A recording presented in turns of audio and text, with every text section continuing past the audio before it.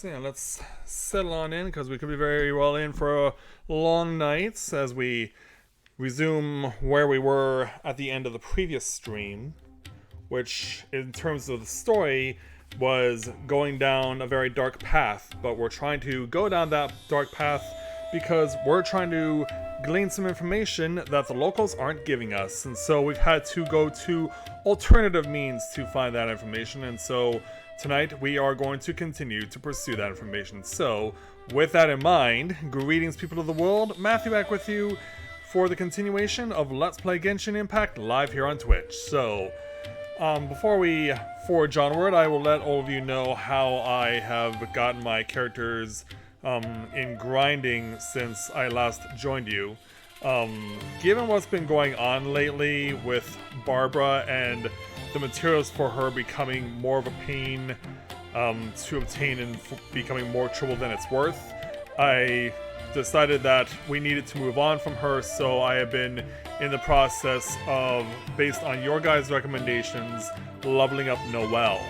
So where I stand with that right now is that currently I do have her now to experience level 60. I do need to get her some more materials so that she can get her next ascent, but she's all set to go once I reach that milestone. And then on top of that, because you had all recommended that I do so, I should get some work done on Kale. Goofy goobers, huh? Well, this isn't the time for that yet. Don't worry, all in due time there, Mr. Goofy Goober.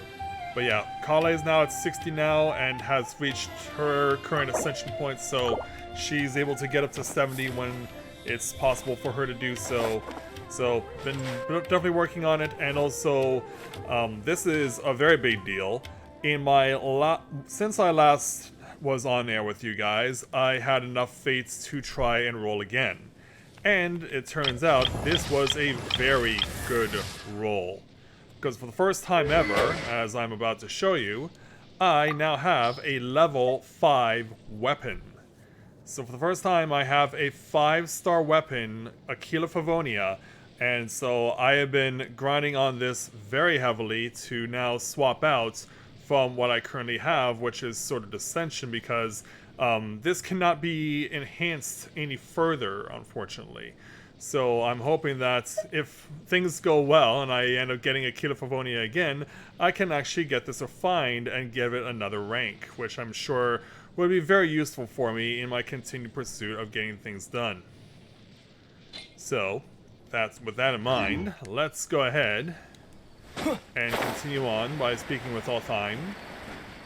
I forget how to pronounce his name. Ha! You two made it. And from the looks on your faces, you were successful. Yeah, after a lot of bloopers. Whoa, there's so many people from the academia here. Why would you pick this place as our meetup spot? Yeah, we're not exactly in cover here, are we? Well, Wikela Funduk is under the academia's control, so naturally the academia has people working here. I came to Port Ormos under the pretense of conducting official business. But what are you really doing?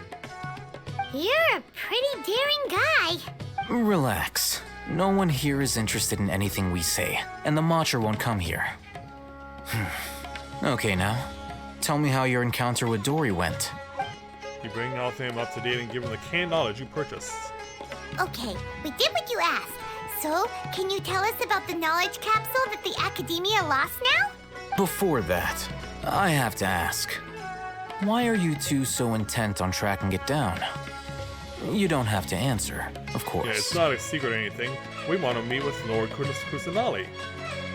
Yeah, he just wants to meet the God of Wisdom and ask her about something important. We've been in Sumeru for a while now, but we still haven't found a way.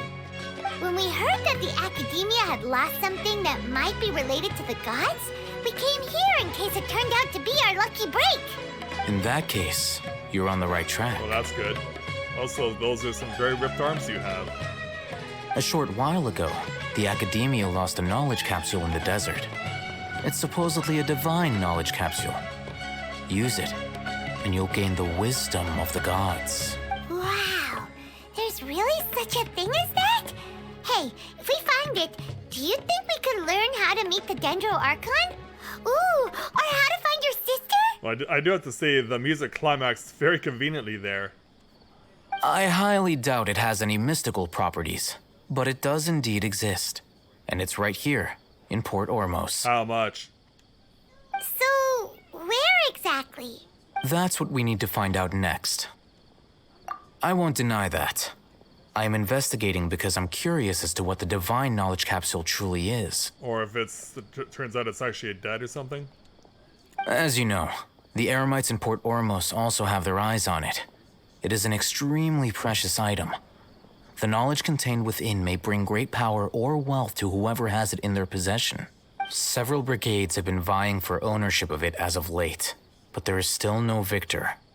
My personal finances and connections cannot compete with those of the Eremites. After attempting various methods, I finally managed to reach a tentative agreement with several brigades. And you're hoping that they're all hoping that you don't double cross them? I agreed to forego ownership of the divine knowledge capsule in exchange for the opportunity to study it. After all, there's no harm in understanding what it is. However, there are those who are less amenable to negotiation, such as those from Ain al-Ahmar. They adamantly believe that the divine knowledge capsule contains King Deshret's power, and that he will return to this world when they obtain it. They refuse to let anyone from the academia tarnish their deity's soul. So you kept hounding them because they refused to cooperate with you? Yes.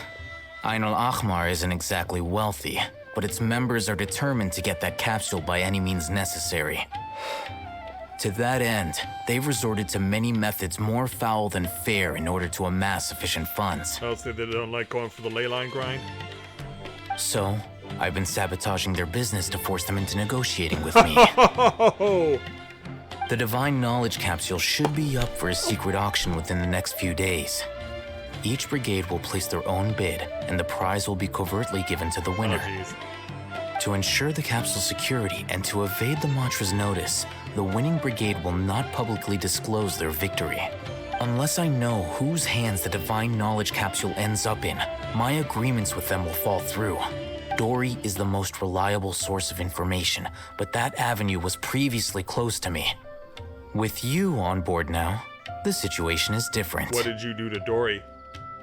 In other words, you wanted us to befriend Dory so you could find out where the divine knowledge capsule is.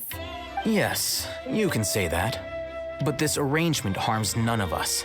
The day after tomorrow, go back to Dory and try to purchase information on the divine knowledge capsule's whereabouts. If she has no information, wait 2 days and approach her again. If I get the opportunity to study the divine knowledge capsule, I will relay my findings to you. Will that suffice as compensation?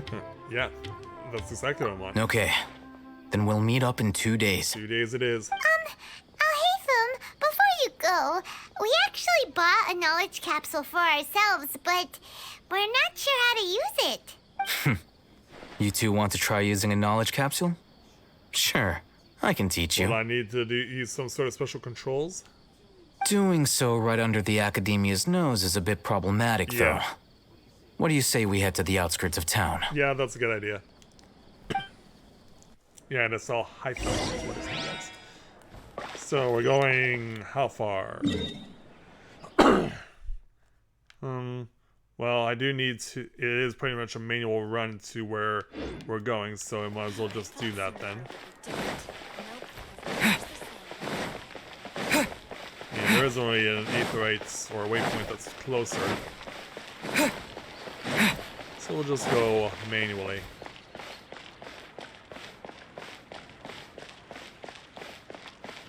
Alright.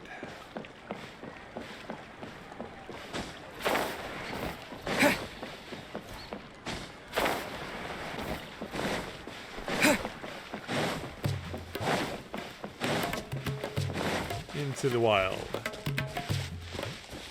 Or at least what's can be as close as we can get to the wild for now. Alright, this place works. Show me the capsule you purchased. Here. Sword Fighting Techniques 8. Huh. a combat class knowledge capsule. This class is something of a rare find these days, since most have been taken by the Eremites to augment their battle capabilities. Really? Aw, yeah, what a great buy! Not unless we can't use it.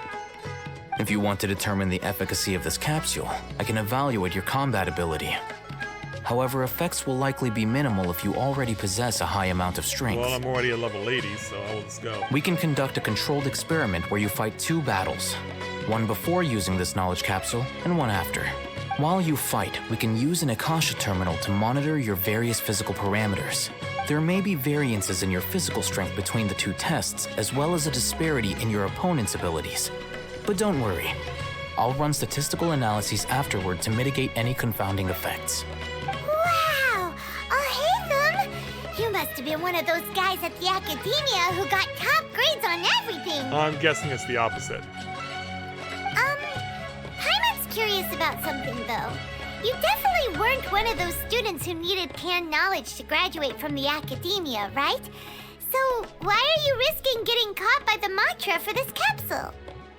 When you are unable to understand a researcher's actions, most cases can be attributed to curiosity. This is but one theory.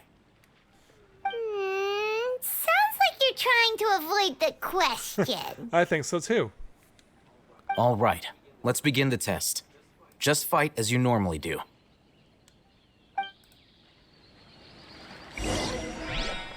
Okay, so I gotta go out into the field and fight something. Well, how about these? How about these enemies? this! Good start. Power cord! One's already been smacked for a home run. My guiding stars. Let's go. Yeah, I got you running scared. You're running for your life. Yeah. I think we can put a stop to that. Enemy reinforcements coming though. Let the show begin. The night is cold. Yep. Power Texas! You're down. That'll do.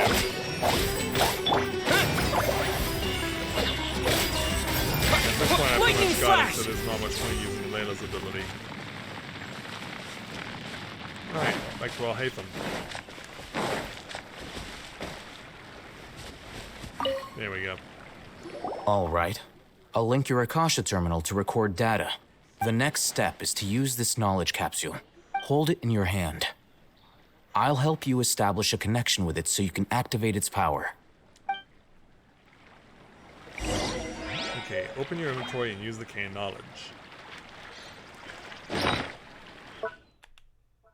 I'm guessing it'll be... Oh, maybe it's not over here. Yeah, where is this fancy canned knowledge? Right here. Right. Use.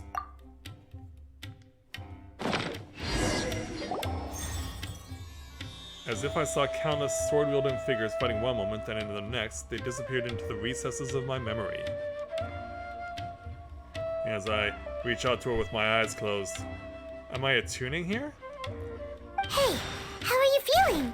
Let's find out. I felt something for a moment. You mean that it worked? All right. Time for round 2. Fight with the same composure as Will before. the enemies be the same level or stronger? Now let's go find out. Same level. Take this! Power cord! Okay, let's see what you do on this. In fact, there's not much health on them left. Not now. Don't be scared. Now, what are you doing hiding over here? Now, we'll just juggle you for a while. Thunderclap! Time to rock! Feel the beat! Not quite there. Not quite there yet. I'll protect us. Ready, steady, go! A little overzealous there. Okay. Now, I'll start recording data again. Oh, Haytham, how's it We going? should probably wait until he's finished Well, the knowledge capsule you purchased did improve his combat capability.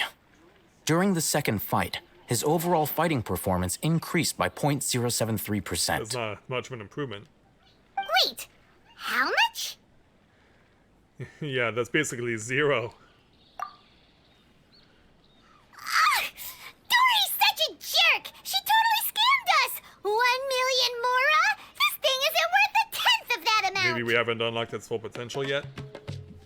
Of course, this could be because he is so powerful that the capsule's contents were unable to produce a substantial increase. At the very least, this test allowed me to gain more insight into you two. I'm heading back to Akela Funduk. I await your response in 2 days' time. This is Mora for when you ask Dory for information. Pay her as much as she requests. Even if that isn't enough to cover. Hey Cheryl, welcome to the stream. Glad to have you with us. Wait until 7 a.m. 2 days from now. While I'm in the neighborhood, I'm going to check alongside the coast because I want to see if I can find any more materials for grinding for Layla. I get her next extension, but it looks, I'm so close to the town itself that I really don't have much of an opportunity to do so. But still be it.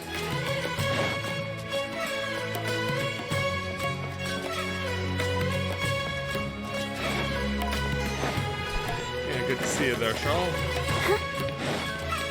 Yeah, sorry I missed that on talking to you earlier. I was a bit preoccupied.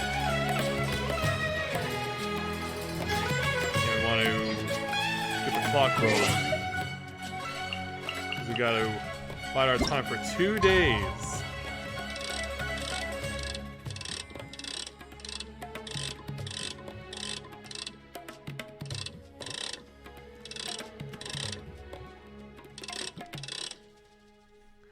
Time for the whole world to get frozen over because it's the day after tomorrow.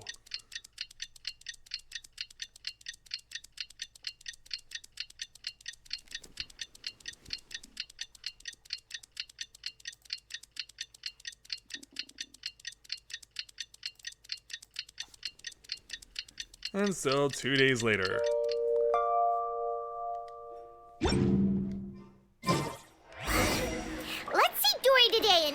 About where the divine knowledge capsule is. I hope Rory won't be that curt when we're talking to her.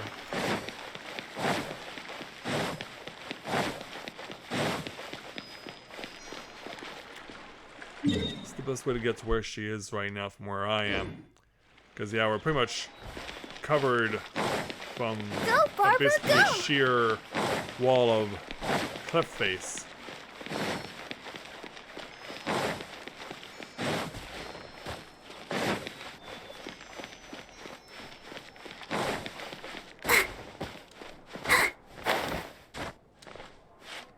So let's head on up. Oh, really? Oh, that's a great start. The boss was right. These rugs are of the highest quality.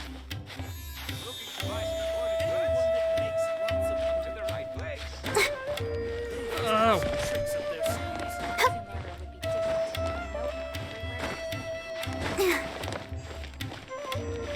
We gotta be careful here. Is there not a faster way for me to get there from where I am? Well, I could have used this one if I had it unlocked. I don't know. Is there a bridge over on this side? Still?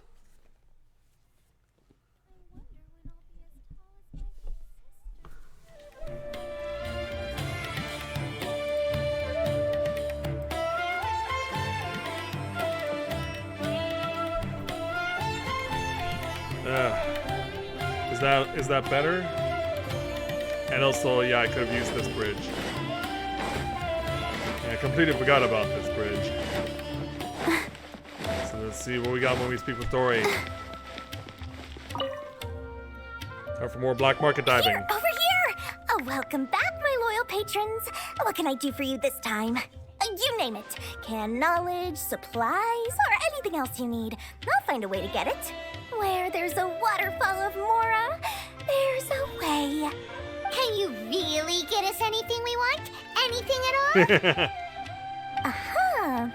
So it appears that canned knowledge alone is no longer sufficient for your opulent appetite.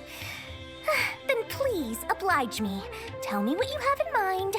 Find info on the whereabouts of the Divine Knowledge Capsule. We're just coming out with it. Oh! I knew customers with pockets as deep as yours would undoubtedly crave something more profound than ordinary canned knowledge. Well, your first canned knowledge certainly was ordinary. But you know, that kind of information isn't going to be cheap. Of course not. After all, I had to work really hard to weasel my way into the auction site. Not to mention that if anyone found out that I was the leaker, I would be in big, big trouble. But how can we be sure your information is accurate? Paimon's curious how you just happen to have this kind of info the moment we need it. Because to me, anything of value is what I consider to be my supply. Therefore, I must always be aware of what's hot on the market in order to secure more sales. As for the information's authenticity, well, you've no need to worry about that. I used a camera to take a picture of the transaction. That way, no one can dispute it. If she names the price, it'll probably be more than if I just straight up say I'll buy that info. It's always a pleasure doing business with such sterling patrons. Yeah, and speaking of, that probably explains the literal twinkle in your eyes. Unless those are skull and crossbones in your eyes, then which I'd be very disturbed. Now that you've paid in full, here's the scoop. The Divine Knowledge Capsule was purchased yesterday by a certain Misery, the leader of Ain El Oh Ahmar. no. Ain El Ahmar? You mean the Eremites who worshipped King Deshret? Ah, so you're already familiar with them. Too familiar. The group has done everything in their power to obtain the Divine Knowledge Capsule. After all, they believe it contains the power of King Deshret. That Divine Knowledge Capsule is unlike any other canned knowledge I've seen before.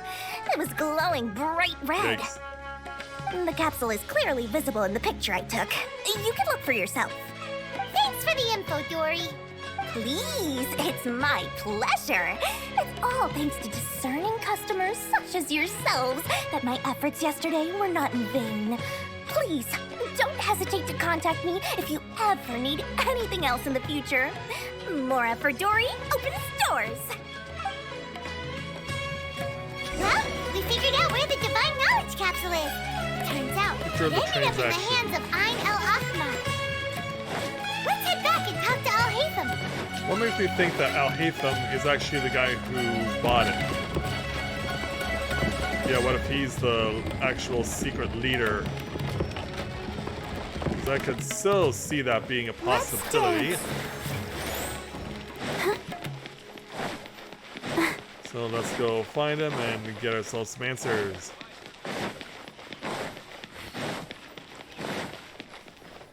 So when we arrive, Haytham, we got the info you wanted. not so loud, Paimon. Really? All right. Let's hear it. It's in the hands of. Dory even gave us evidence to verify the intel. Have a look.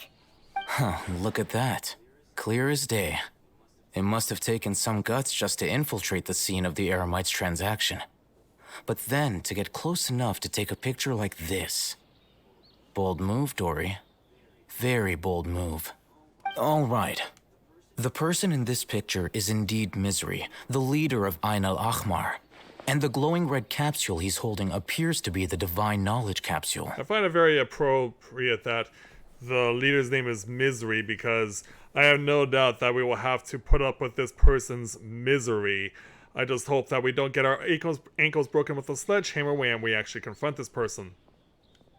In which case, if we play our cards right, when we confront them next week, we should be able to force them to show their hand.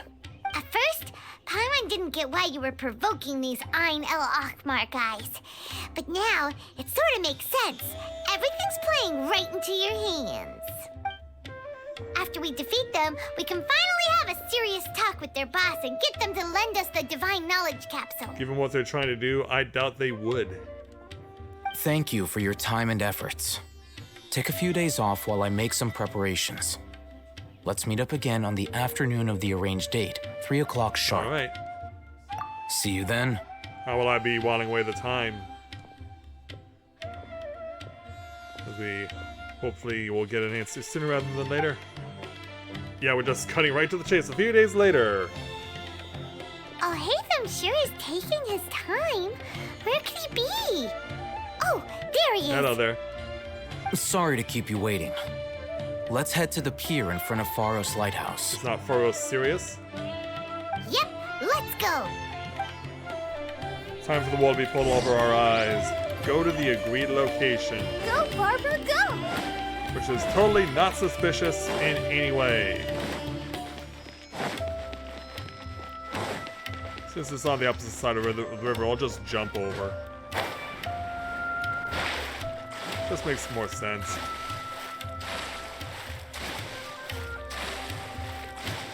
And now even the game recognizes as such. Let's do this. And let's go meet with Hatham and his thugs. Before we do, though, I want to get what's in here, which is a few orange chunks. Go, Barbara, go. Oh, you're right here. Alright. Oh, Hatham. I knew you were Oh. crazy, but I didn't know you were crazy enough to actually show up. Oh, yeah, this guy. It was I who demanded that these negotiations take place. I was more worried that you might go back on your promise. But to your credit, it appears that you're sticking to your word. This is turning into quite an occasion. I also brought some backup. I assume you don't mind. Backup? Aren't you the brat from the restaurant the other day? You've come to support this lunatic because he helped you out? Fine, your funeral. I'm not going to mince my words. Once we're done with you, you'll be nothing more than fish food. Get 'em, boys! Of Chrono Cross? Yeah, when I think, now that you mention it, it kind of sounds a little like the Zelbes. Yeah, meanwhile, all the market goers completely oblivious. They're not even paying attention to what's going on. They don't seem to care that there's going to be a fight breaking out here right now. I'll protect us. So let's take the fight to them. Boom! Where do you think you're going? Oh, I'm going nowhere. stars. I'm just here to kick your ass. Especially since you're frozen out and can't do anything.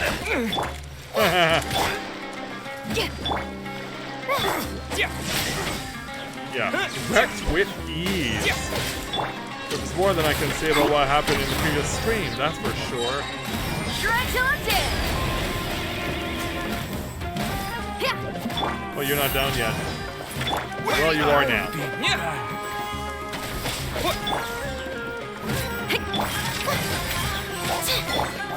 Yeah, you're pinned up against the wall and you can't do anything. Dance. You're just getting all washed up. Sure you will. Oh, how convenient. Lines of command. You fell right into my trap, you fool! You fell right into my trap! Power cord. In fact, look at this guy, he's almost out. Yeah, Tariq, you suck, man. Never lands a blow. Never landed a single blow. Feel the beat. Oh, wow. That was crazy. Time to rock. And many more. Whoa! Yeah, that was a desperate lunge. And it failed miserably, fool. Huh, not now. And now you're stuck. Just like all your little friends. Down.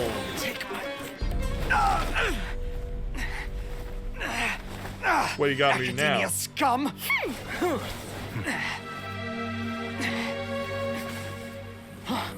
Boss, finally! Oh, so it isn't Al Hatham. Did you use it? Great! Now we can... He knows who the target is. Boss? Yeah. this boss is definitely a boss. But I think he's gone insane. Yeah, that would be a yes.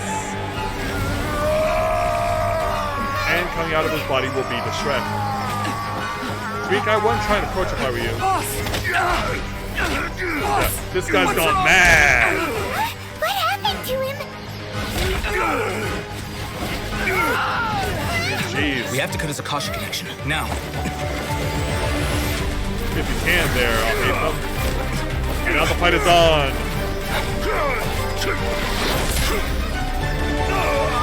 Thankfully, a good swift kick to the guts slows him down.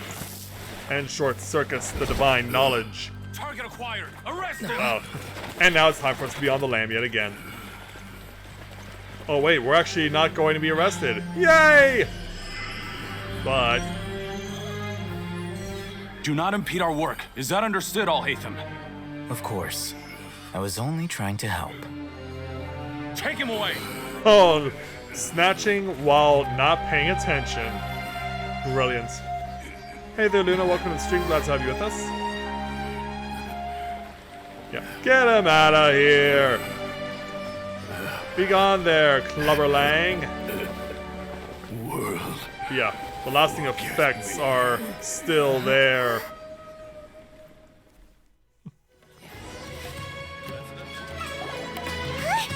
What in Tibet just happened? It's like that big guy suddenly lost his mind.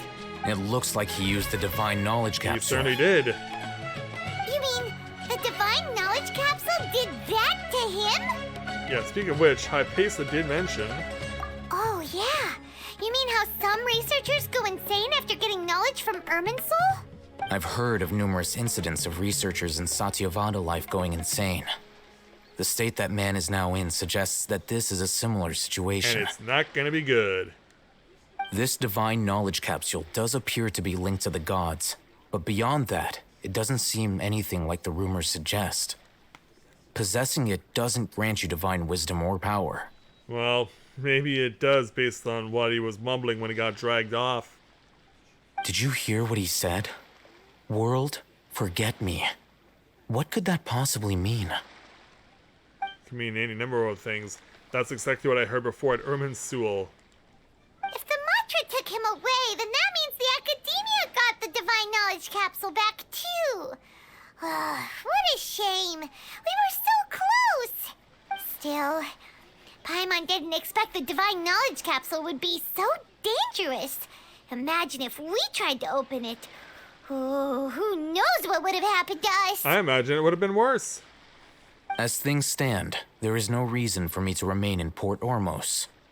I believe our collaboration has also reached its end. Alright.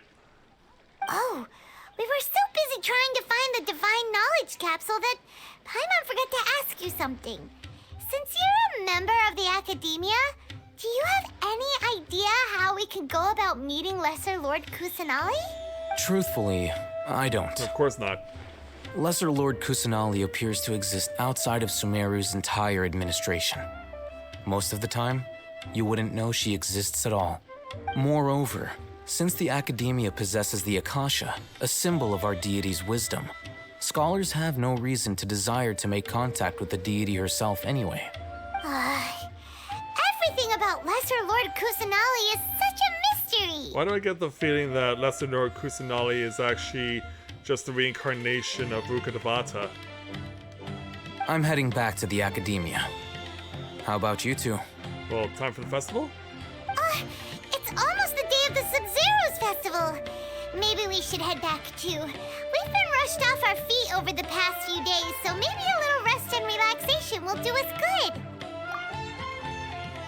Then we'll part ways here, Al-Haytham, until we meet again. And so we're off. Yeah, I imagine what happens now. Now, do I deal with this thing first? Or should I produce the report that the higher-ups require? Yeah, what special knowledge have you been hiding from us? This quest is finished.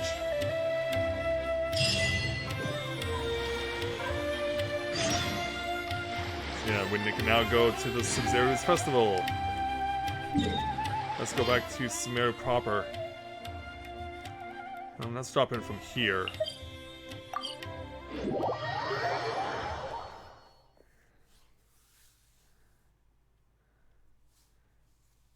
So yeah, for those of you who got in after I started being on the air tonight, I have been working on leveling Noelle, and I have gotten her to level 60. I do need to get her some more Ascension materials. Thankfully, you guys were right that they were a lot easier to get than the materials for Barbara. We didn't miss the Sub-Zero's festival, right? Oh, we shouldn't have. Let's hurry and find Dunyarzad. Paimon thinks she must be around the Grand Bazaar, since she showed us around there last time. Alright, let's head on our way.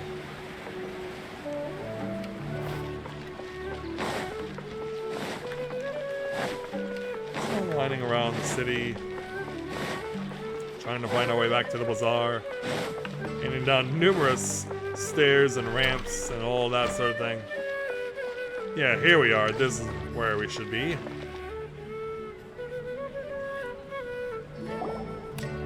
There she is! Dunyarzad, we're back! Just as promised, Traveler and Paimon. I'm so glad that you two came back to celebrate Lesser Lord Kusanali's birthday. It is a very important festival after all. Indeed. The festival's tomorrow. We've been preparing for so long that I can't help but feel a little nervous. There's no need to be nervous. Paimon's sure that Lesser Lord Kusanali will feel everyone's gratitude. Thanks, Paimon. I hope that everyone who comes to the festival will also have a good time. Speaking of which, did you manage to make your way to Port Ormos? Discover anything over there? Actually, we did. Of course we went. A lot of things happened there. Yeah, instead we were only left with more questions. I see. Sounds like you two had another exciting adventure. Yeah, your heart's yearning for adventure, I can tell. If there is another chance, I would love to join. My lady, if you went to Port Ormos in your current state, we'd both be in for a lifetime of trouble. Just showing out there in the dark there, Dea. Dia! You were eavesdropping! Clearly. It's called covert protection. Keeping an ear out for what's going on around my employer is part of the job. Yes, I do intend to do so, Charles. It's all right, Dia. I merely said I would like to go. I know better than to think my body could handle it. The festival's tomorrow. I've been doing nothing but causing trouble for you. So, Dia, please take some time to relax. I'll be fine. Even when you put it that way, it still doesn't feel right. Just deal with it. Don't worry, my guardian knight. Okay, fine, but only tonight.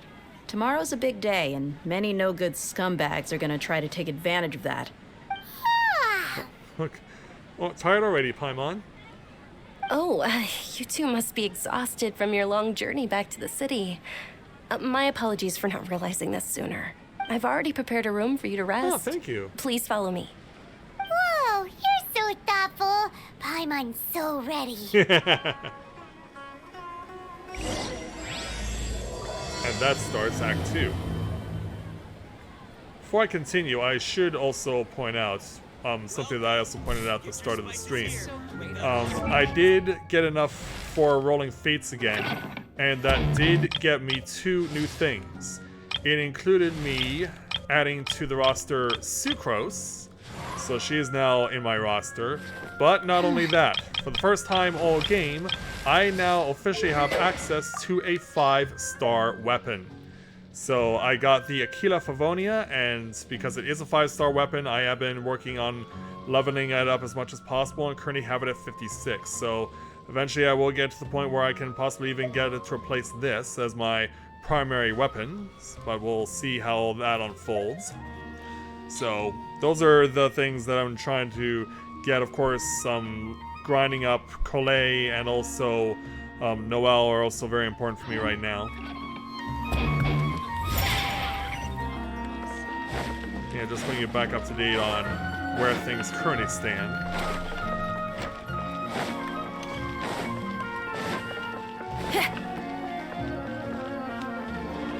Well, it's a 5-star weapon. It better be good.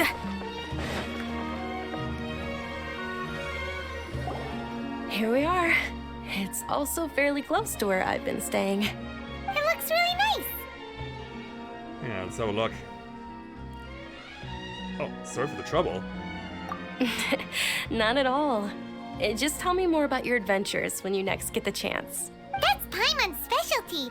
Paimon can tell you stories next time. So, about our plans for tomorrow? Oh, if you don't mind, how about we all walk around together tomorrow? All of my friends will be working the festival, and Dia's still insisting on her covert protection. Yeah. It'll be pretty hard to relax and enjoy the festival if Dia's constantly hovering over you, Yeah, right? exactly. Don't worry, I'll keep you company tomorrow. Then let's meet at the nearby bazaar first thing tomorrow morning. Have a great night. It's a deal. Good night, Dunyarzad. I may be too excited to fall asleep tonight. See you tomorrow. That's probably what happened to me last night, because I ended up waking up in the middle of the night around 2 a.m. and this morning and never fell back to sleep, so... Paimon's starting to really look forward to the Sub-Zero Festival, too. Will there be lots of yummy food? We'll find out, won't we? Oh, no. Thinking about food is just gonna keep Paimon up all night. The earlier we sleep, the better. Let's go inside, Traveler.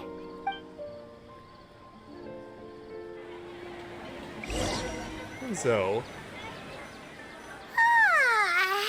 Did we oversleep? Yeah, we're already at the next day when you didn't even get upon telling us that it was. We should go meet Dunyarzad right away. We should. Alright, let's do this.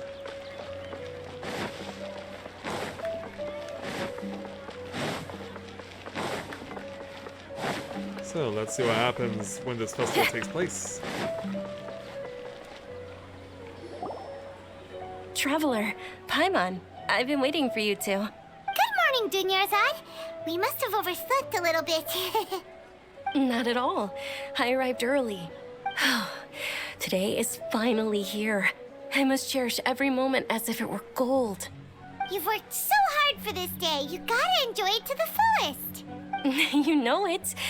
Oh, it's just that, as expected, I had some trouble falling asleep last night. I'm hoping my body won't be too much of an issue today. Let's hope not. Well, shall we? Let's start with the stalls over there. And so it begins. Many vendors came out of the blue to support the event, and they insisted on covering costs themselves. Let's go give them some business. They paid for everything out of pocket? Oh, sounds like they're not in this just for the Mora. They all said that contributing to a lively festival atmosphere is more important than money. Especially since we don't often get to celebrate Lesser Lord Kusanali's birthday. Looks like we're beginning with Mr. They're Ball. selling food over that way. This is a stall offering foods from the Haftmewa feast. Oh, you could tell straight away. I thought most people nowadays wouldn't know. Yeah. And surprisingly, this is not... When I think of a mall, I think of George Clooney's wife. Not a guy like this who sells pomegranates and watermelons and other things. Mushrooms, flowers, and all kind of fruit? It's all vegetarian stuff. Oh, Paimon's a little disappointed. Well, then I should have had you chill out with me, Paimon. Because my family sent me some meat earlier yesterday, and I've definitely been making the most of it. So, what's the Haftmewa feast you mentioned just now? It's another Sub-Zero's festival tradition. People used to set their tables with 7 different foods. Generally speaking, the most common selections were foods like Rukashva mushrooms, Nilopala lotuses, Sumera roses, Sunsetias, Kapalatas, Hara fruits, and Zaytun peaches. Yeah, all of the stuff that can be used for sending characters. So, the Sub-Zero festival is a vegetarian holiday? You don't have to be a vegetarian to enjoy the spread. We just use the 7 foods to symbolize the 7 virtues of the Dendro Archon. Very admirable. Wait, but if that's the case, if Sumero uses vegetarian food to represent the Dendro Archon, then wouldn't the Pyro Archon's festival be full of food like roasted fowl, juicy meatballs, grilled steak? We haven't met the Pyro Archon yet. And that Archon lives in Snezhnaya, right? Oh, Traveler, we have to go to Natlon as soon as possible. Natlon? Okay, so that's the name of the mystery lane, because I've heard of all the other places before, but I just didn't know what the 7th location was. But now we have a name for it. It's called Natlan. I hope your wish comes true one day, Paimon. Thanks! Alright, how about we also check out some of these other stalls? Yeah, let's do it. So on the opposite side of the street. Dear customers, would you like to try your hand at alchemical divination? What's alchemical divination? Those two things sound like they'd be fun to try together. Right? I thought the same when I first heard about it. It is said to be a mysterious craft invented by none other than Lesser Lord Kusanali herself. Oh, really? So, how does it work? It's quite simple. After you give me any 2 alchemical reagents, I'll use them to perform a random transmutation. Sure sounds random. So random that it will probably fail. That is precisely what we need. After the transmutation fails, your one and only diviner here will interpret the remnants. Yeah, this is way too random. Well, according to Lesser Lord Kusanali, everything is interconnected, and all that occurs can be traced back to fate. You could say this is a pearl of old wisdom. Why does everything sound so much more credible when Dunyarzad says it? Everyone's working together. So that's the true wisdom behind it. This young lady sure knows her stuff. So, how about it? Want to give it a try? Sure. I might even need this to come up later on. So yeah, let's go with... I want to go with things that I have a little extra more of. So yeah, I've gotten out of nowhere a whole bunch of Dendrobium from Inazuma, so I'll give one of those. Oh, and there's no limit on quantity either. So yeah, something from Sumeru and something from Inazuma. And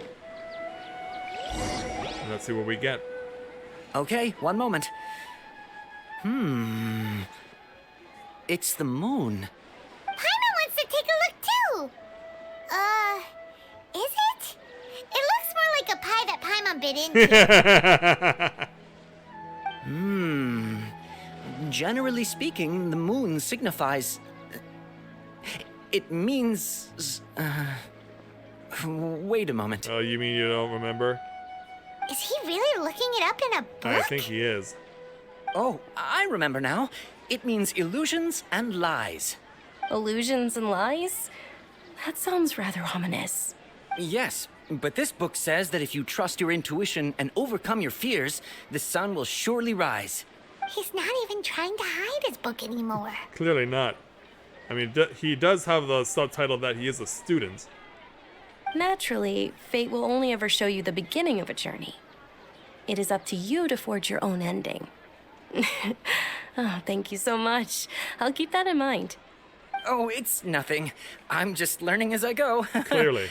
Guess that was still pretty interesting. Okay, on to the next stall. They say the Sub-Zerus festival was very lively a long, long time ago. Large flower carriages used to parade through the city. As they headed towards Port Ormos, people would throw flowers, candy, and liquor all along the way. Dunyarzad's eyes are sparkling right now. I wish I could have seen that spectacle. But if you ask me, I'm sure Nilu's Dance of Sub-Zerus would be just as impressive. I'm looking forward to that also. So that would logically mean that Fontaine uses the Hydro Archon, right? Oh, hello there. Yes! Attention! Soldiers, fall into formation if you want any Yalda candies. Night of Flowers, huh?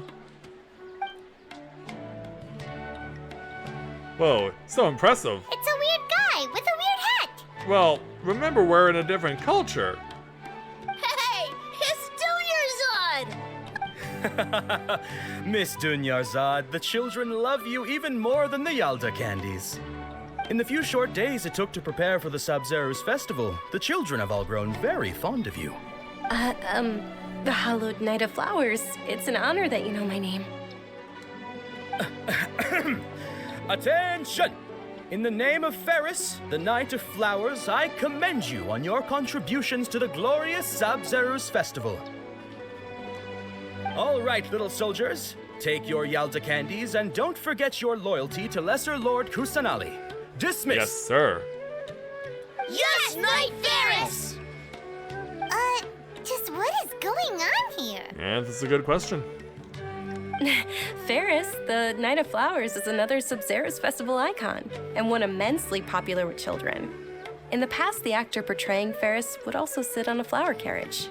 It's all thanks to Miss Dunyarzad's sponsorship that the children can make such wonderful memories today. As are we to you, Vihar. Oh, not at all. Oh, speaking of tradition, do you want some Yalda candies? They're a festival staple, and I happen to have some boxes readied here. Take a look and pick whichever one you want. Whichever one, don't these boxes all look the same? I guess it's a mystery, whatever's inside. That is the fun part. Each box contains a random flavor. It's up to the luck of the draw. Flavors include lavender melon, hara fruit, sunsetia. Seems like Lesser Lord Kusanali is very much into RNG. Ooh, those all sound pretty good. And there's also lizard tail and oni kabuto. Huh? What's up with those two flavors? Acquired taste? Oni Kabuto is a little spicier than Lizard Tail. Dunyarzad, you tried them before? Traveler, help Paimon pick one. Paimon wants the Sunsetia flavor. I doubt I'll be able to get you the exact flavor you want, or don't blame me if I choose the wrong one. It's alright. Paimon believes in you. I also believe in your intuition. Great. These boxes of candy are numbered 1 to 5 from left to right. Which one do you want? Well, given that I'm probably basing this on the fact that I'm going full Sailor Jupiter here, and her symbol is, of course, number 4. Let's go with number 4. Yeah, let's go with 4. Excellent work. That is indeed Sunsetia. Wow. I'm very proud of myself. Paimon bet you survived so many epic battles because you had incredible luck, and Paimon was right. Attention! Here's your Sunsetia flavored candy. Thanks a lot, Knight of Candies. It's Knight of Flowers, not Knight of Candies. Well, sometimes it's hard to tell. Paimon really wilted the carriageless Knight of Flowers. They all basically sound the same. We got our candy, so let's keep going. Oh, actually, I just remembered that I left something behind. Since you're here... Money? Can you come with me to get Sure. it? Dunyarzad, you probably forgot because you're so excited about the Sub-Zerus festival. How embarrassing.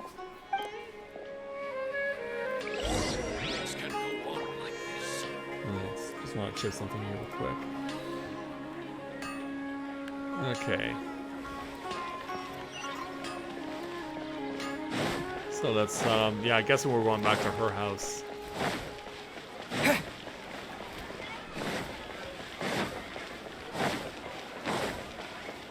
Yeah, so far it's been a very fruitful start to the night.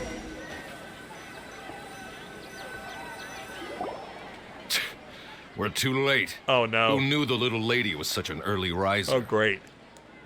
I know, right? Hey, wait a minute. Boss, isn't that her? Oh, that most certainly is. We're in luck. She's walking right into our clutches.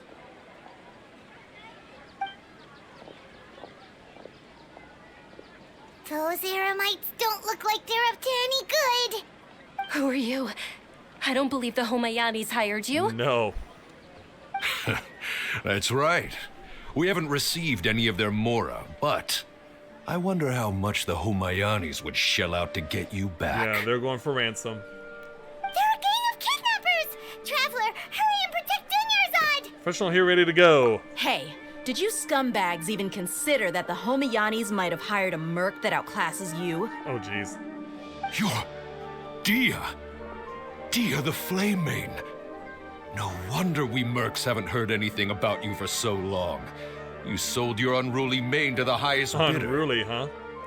So that means she was an Eremite too, but then she left them or something? Don't speak so disrespectfully. My family started working with her as gratitude for her past kindness to us. Don't worry about it, my lady. Just some friendly banter between mercs. Yeah. One punch and those rabid dogs will expose themselves for what they really are. Aren't your claws all dull by now? Don't get too cocky! Star Fox. Traveler, take Miss Dunyarzad to a safe location. No, we're gonna stay and help. There's too many of them. We can't guarantee anyone's safety here. You're right. All right, fine. Yeah, besides, is fighting breaking out in the streets always a regular thing in Sumeru? Please be careful, Dia. Don't waste your time worrying about me. This is my job.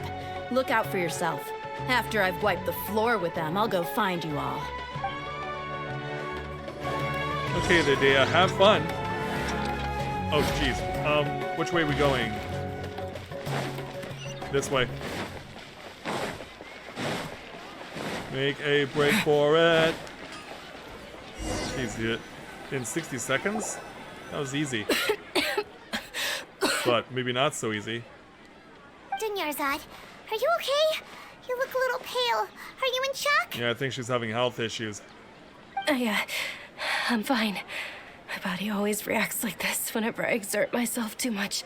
You sure you're okay? I'll be fine after some rest. I'm more worried about Dia.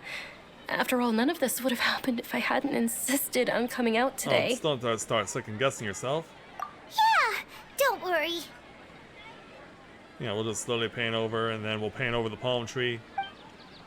And pan back over here.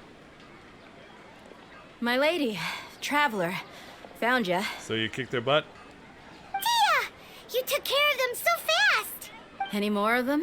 Or rather, did anyone follow you? No followers. Dia, your arm. Oh. Oh, this? I'm fine. It's just a scratch. Normally, they wouldn't have been able to land a hit on me at all, but I'm still getting used to this new greatsword. She's supposed to scratch. A scratch? Please, let me take a closer look. Come on, it's nothing. Us mercs aren't as fragile as you think. Hold on, you said something about a new greatsword. What happened to the one you were using before? About that. Well, I sold it, because I was low on Mora. Stuff like this happens every now and then. Are you a splurger or something? It can't be. The anonymous donation that was used for the venue's final round of preparations? What have you been doing? Hey, Miss Dunyarzad, I wasn't trying to make you cry, and I'm not gonna lose my commission because I made my employer cry, am I? Okay, making your employer cry won't affect your commission, but selling your weapon without permission and getting hurt? I'll have to reevaluate your performance. You're so unreasonable, my lady. Well, one thing's for sure, Dia is very confident. Thank you very much, Dia. Don't be like that. I get embarrassed really easily. Do they have asthma inhalers in this time? Are you feeling unwell again, Dunyarzad? My lady, your condition. Traveler, can you take her somewhere to rest? I'll look around the area to make sure we're safe from an ambush. Leave it to me. Truly, I'm sorry for the trouble, everyone. Okay, take her someplace nearby and rest. We're going this way.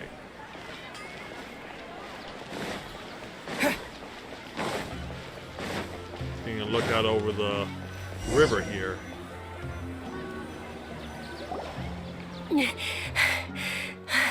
Are you feeling better, Dunyarzad? Yes, much better. Just give me a few moments and I'll be good to go. Yeah, just how serious is this? I didn't realize you were concerned about it. I guess I shouldn't continue to keep it a secret. Because, yeah, we had that happen with Kole, too. I was actually born with Elazar. It's terminal now. Yeah, I kind of had a feeling. Can't believe it's Elazar. Oh, you've already heard of Elazar. In that case, you probably know about its severity. Oh, we do. Sumeru's current medical advancements still haven't been able to find a cure. The disease's progression can only be delayed through environmental therapy. Dunyarzad. There's no need to be sad. I've always lived with Elazar, and I came to terms with it a long time ago. Compared to the simple fact that I'm afflicted with this, its effects on my life have been much more painful. I know that my family loves me dearly. They've done all they can to provide the best environment for me so that I can live for that much longer. However, I know I will one day succumb to this. You know, he looks so sad, and with good reason. Did you know? Before I ran away from home this time, the world outside of my home didn't even know that I existed. Since I was a child, all I could do was sit on my bed and stare at everything outside of my window. I'm sure my family's worried and disappointed in me for running away, but I just didn't want to have any regrets. I wanted to meet other people.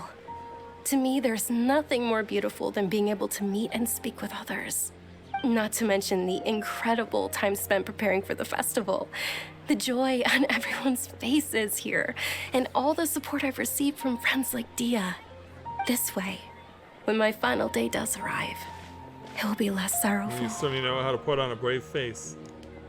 At the very least, many people will remember that I once existed in this world, right? You still have happy times yet to come.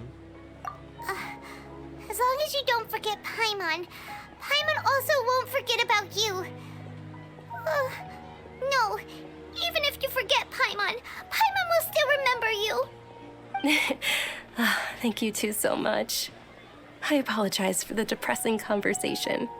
This is out of character for me. To be honest, Lesser Lord Kusanali gave me the courage to do all of this. If it weren't for her encouragement, I wouldn't have taken that first step. You're already so strong for never giving up. Thanks. There will always be frustrations in life, but I know that the point of living is not to leave behind any regrets. And it's a wonderful mindset. Oh, right. Isn't it almost time? time? Yeah, the sun is setting. We better get going. Huh? Almost time for what? The dancing? Isn't the dance of Sub-Zeros about to begin? It's the part of the festival that I've been looking forward to the most. Nilu will recreate that legendary scene with her most splendid dancing. And the Sub-Zeros festival will conclude amid everyone's applause and blessings. And with that, my wish will also... Then what are we waiting for? Let's go to the stage! Yeah, we should still make it in time. Yeah, we should.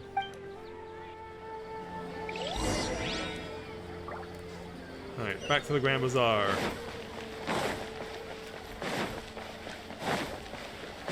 Winding our way through the winding streets of Sumeru.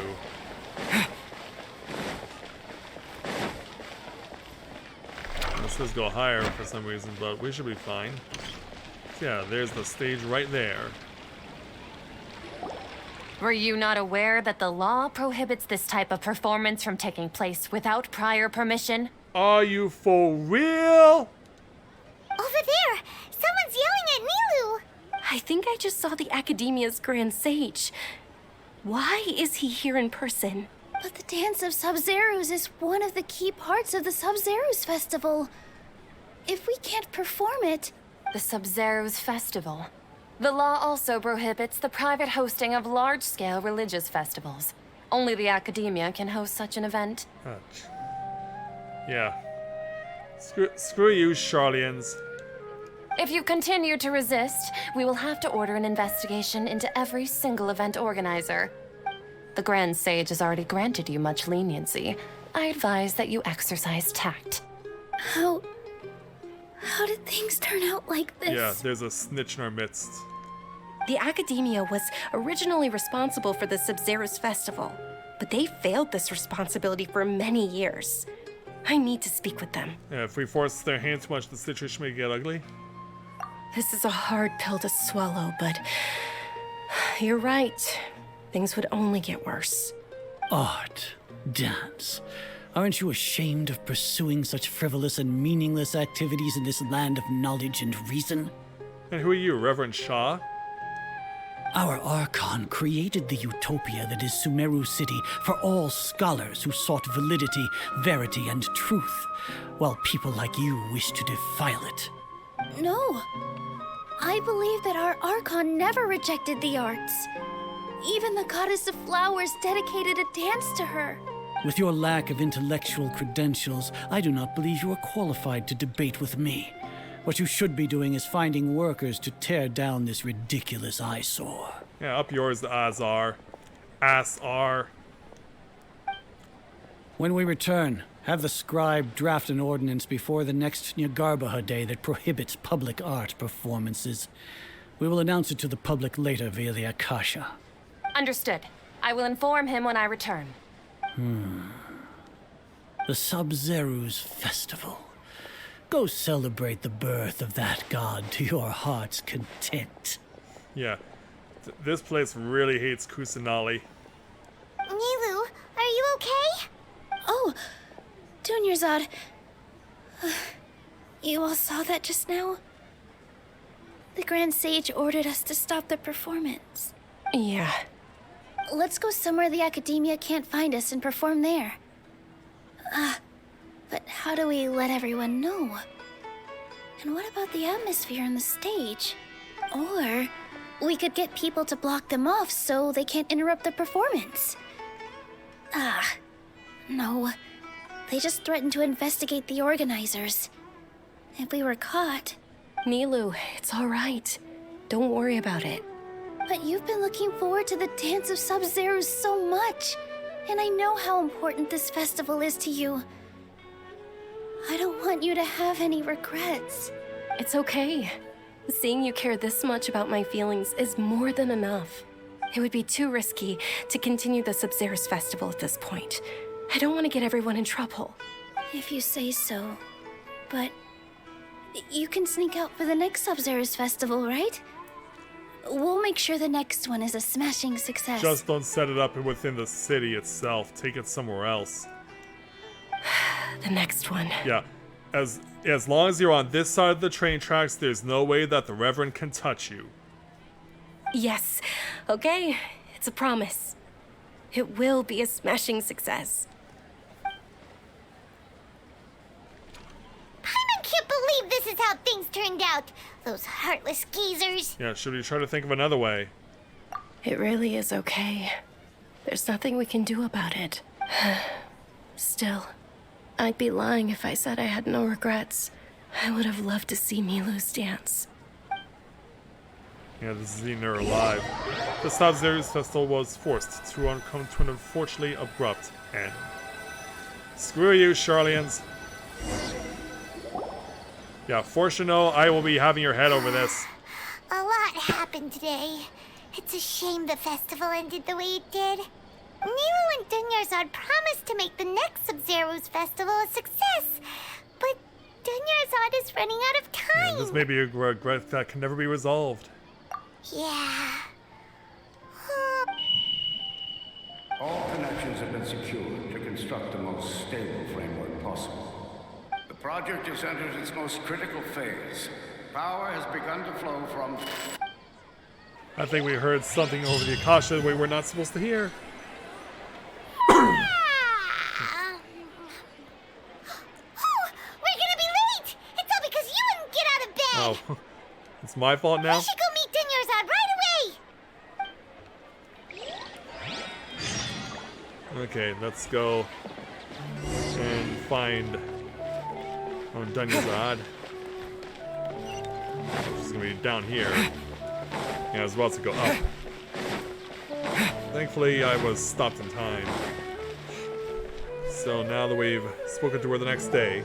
Good morning, Dunyarzad. Sorry we're late. Not at all. I arrived early. You seem kinda tired. Did you not get enough sleep? I'm doing well. There's no need to worry. Shall we go? Let's start with the stalls over there. Yeah, meanwhile, look at me. Sure! Traveler? Why are you just standing there? Let's get going! Something's not right. Something is not right.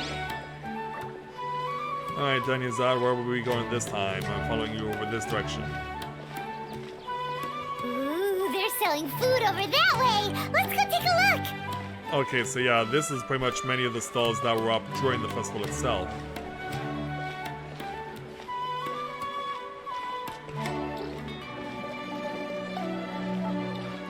So yeah, back over to Amal. This is a stall offering foods from the Haftmewa feast. You are quite well informed, miss. I thought most people nowadays would know. Wait a minute. Are we literally looping through what we did the previous day? They're all plants. Oh, Paimon's a little disappointed. Actually, what is the Haftmewa feast you mentioned just now? It's one of the Sub-Zerus festival's traditions. People used to set their tables with 7 different foods to symbolize the 7 virtues of the Dendro Archon. We're doing Groundhog Day. Really? Appear to be in the form of the moon. Really? Paimon thought it looked like some kind of food. The moon signifies... It's escaping me for now. Wait a moment. Is he really looking it up in a book? Oh, right. It means illusions and lies. Yeah, speaking of those... But if you trust your intuition and overcome your fears, the sun will surely rise. I feel like I've heard this before. Understood. I'll keep that in mind. Oh, it's nothing.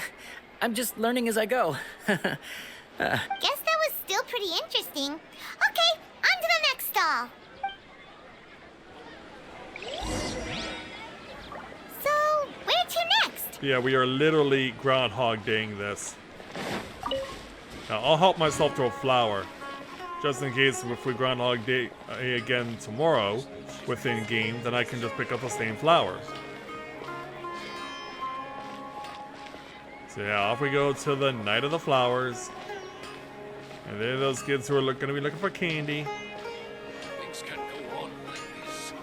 Yeah, like, dude, Groundhog Day. All right, soldiers. Now that you have your Yalda candies, don't forget your loyalty to Lesser Lord Kusanali. Dismissed. Yes, Knight Ferris! So the kids go away again. What's going on? Is this a play? Ferris, the Night of Flowers, is another Sub-Zerus festival icon and one immensely popular with children. It's all thanks to Miss Dunyarzad's sponsorship that the children can meet the Night of Flowers. Oh, do you want some Yalda candies? I happen to have some boxes readied here. Take a look and pick whichever one you want. What's to pick? Don't these boxes all look the same? Yeah, they do. It's not that simple. Each box contains a random flavor. It's up to the luck of the draw. Flavors include lavender melon, hara fruit, sunsetia. Ooh, how interesting. And there's also lizard tail and oni kabuto. Ugh, why do those flavors even exist? Traveler, help Paimon pick one. Paimon wants to eat the sunsetia flavor. Great! These boxes of candy are numbered 1 to 5 from left to right. Which one do you want? Yeah, now I'm thinking, will I get the same results if I choose number 4? And if I do get it right again, do I just loop back to start the day over again, or is there actual progression? Let's switch and go to 3.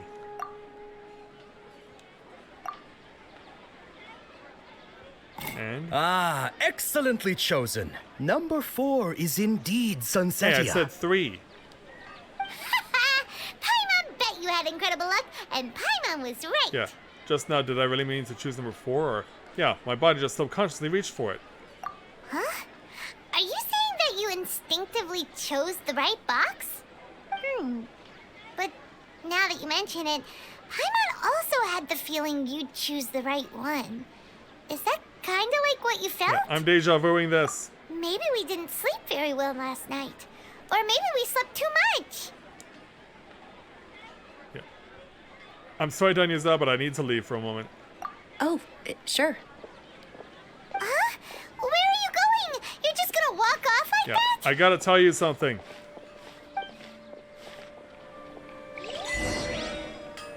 Oh.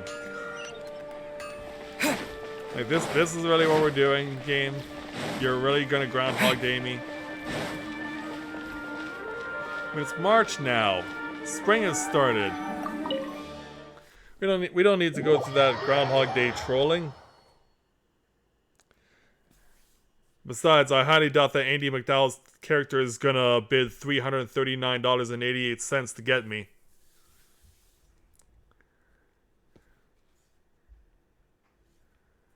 So in we go. A feeling of deja vu? Oh, Paimon knows what that is.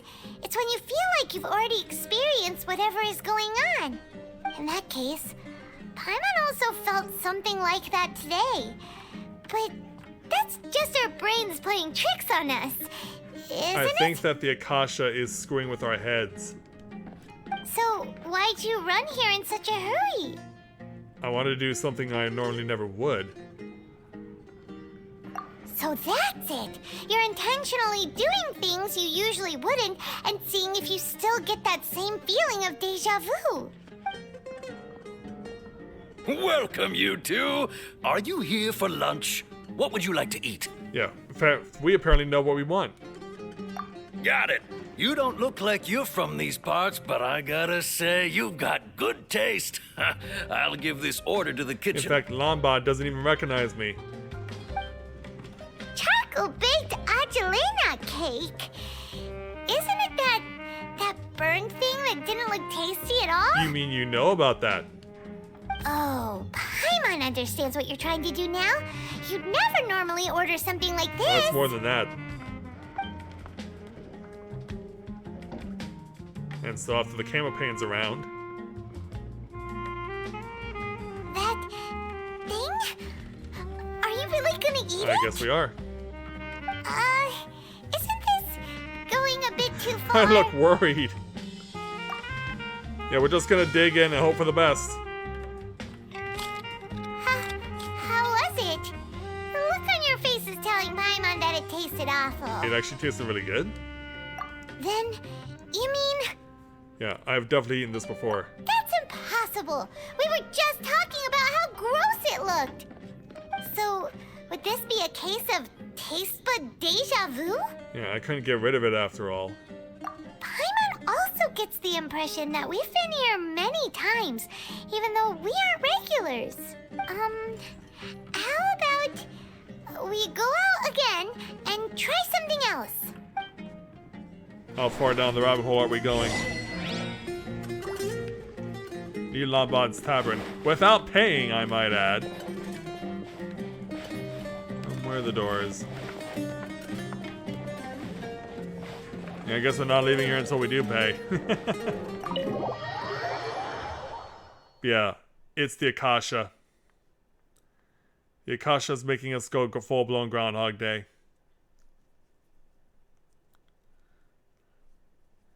And I'm guessing that it was crafted by the Fatui.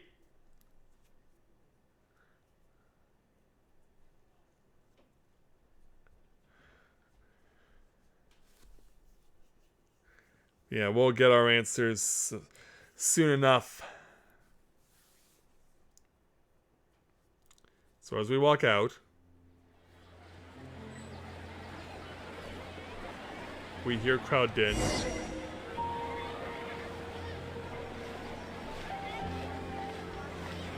The sun is setting. Hey, Dinyarzad is sitting by yourself on that bench over there. Yeah, the exact same one.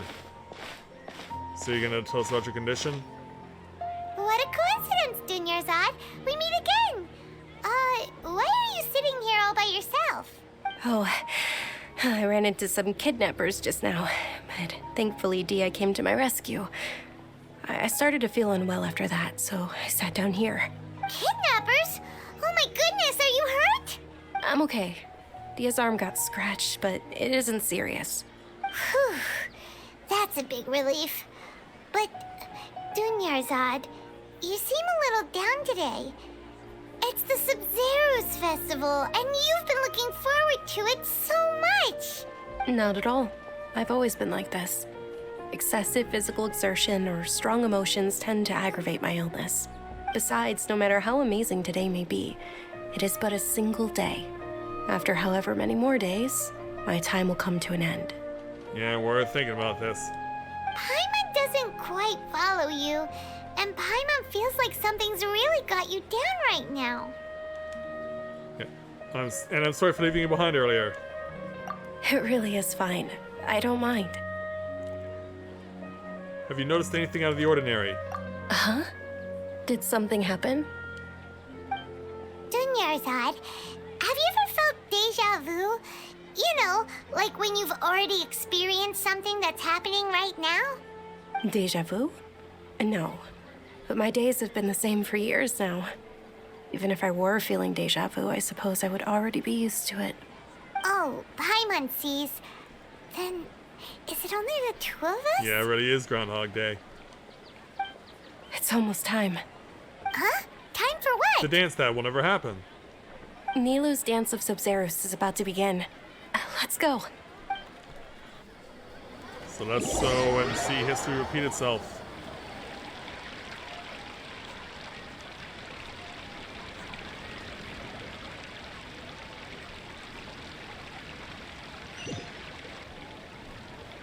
And so when we return to have our hearts broken again.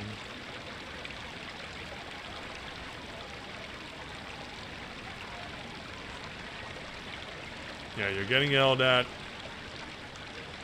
With your lack of intellectual credentials, I do not believe you are qualified to debate with me. What you should be doing is finding workers to tear down this ridiculous eyesore. When we return, have the scribe draft an ordinance before the next Nyagarbha Day that prohibits public art performances. We will publicly announce it later through the Akasha. Understood. I will inform him when I return. Screw you, ass-R. The Sub-Zeru's festival. Go celebrate the birth of that god to your heart's content. It's that line that causes us to Groundhog Day.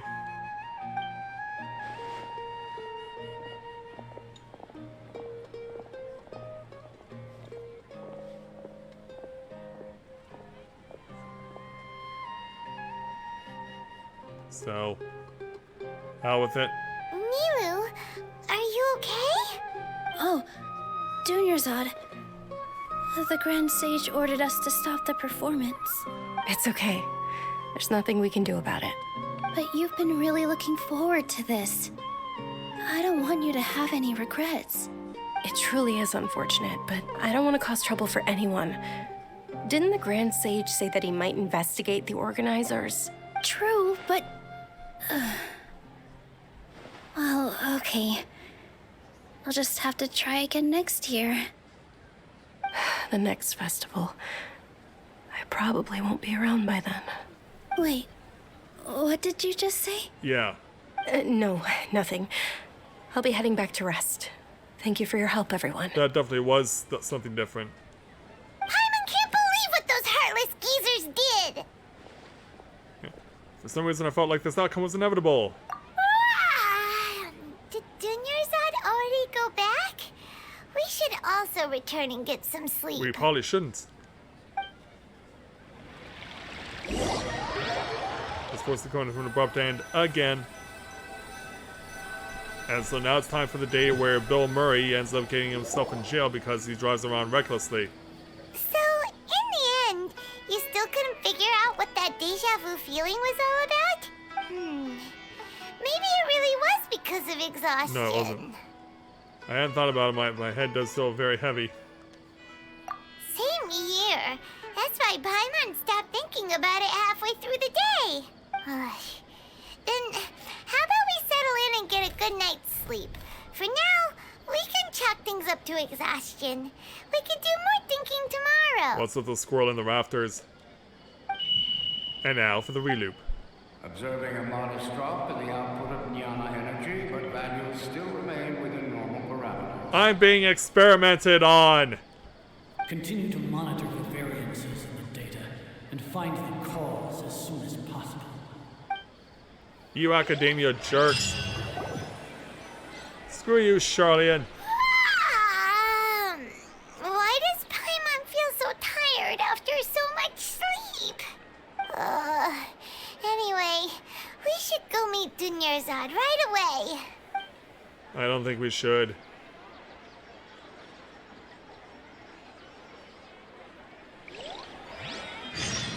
Yeah, ready for Groundhog Day round 3. Before we do that, though,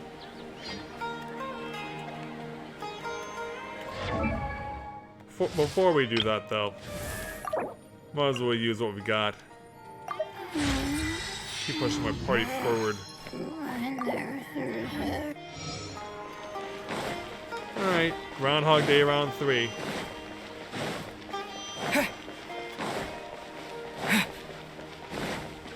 Yeah, I am literally being guinea pigged here.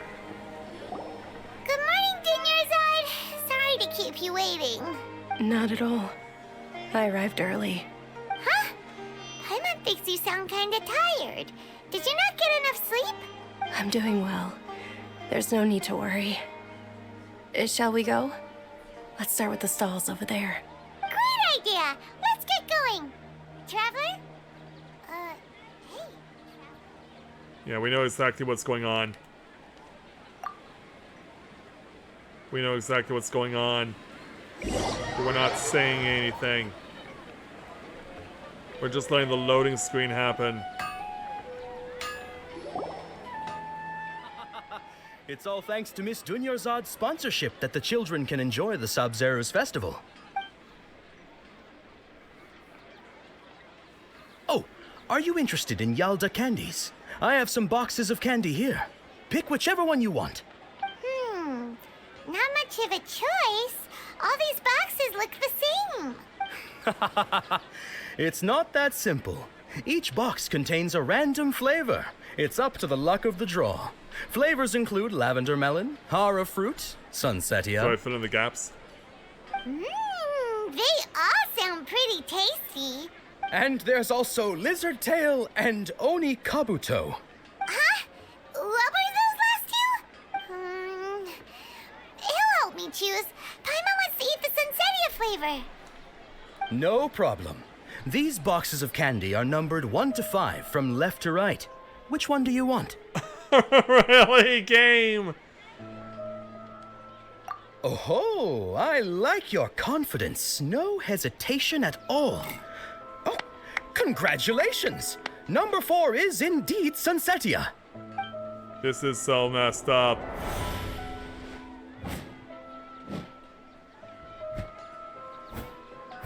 Wow, we're recounting all the details. Paimon knew he always had incredible luck. In fact, I can say what the others are too. Paimon's not really interested in the other flavors. Wait. How did you know? Don't tell me that you already knew which flavor was in each box. You wouldn't believe me if I told you how I know this. What? He was right about all of them? That couldn't have been luck. How is this possible? I packed all those boxes this morning, and they've been sealed ever since. You couldn't have known beforehand. Actually, I do. Mind reading? X-ray vision? I'm not Superman. Kind of magic trick. This is way too freaky. You got that right. Tell us what's going on. Since when did you get superpowers? Yeah, since the academia started screwing with my head. Because someone's apparently keeping an eye out on me. Hey, where are you going? I had someone to deal with. What's going on? Did you see something? Yeah, I certainly did. Us leaving Dunyarzad without letting her know is kinda rude, you know. Looking left, looking right. That way. Is that Dory? Oh, at least let me move. Go.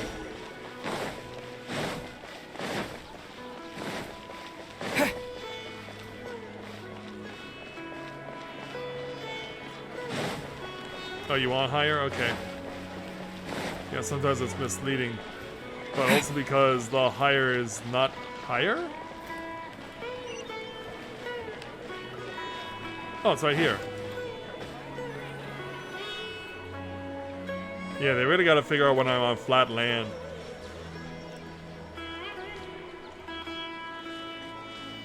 What's the heck's in there? What are you looking for? Why did we come here? Yeah, we saw something. A familiar figure, an overwhelming sense of deja vu. Traveler? I'm blacking out because you're behind me. Yeah, after Ghost Girl.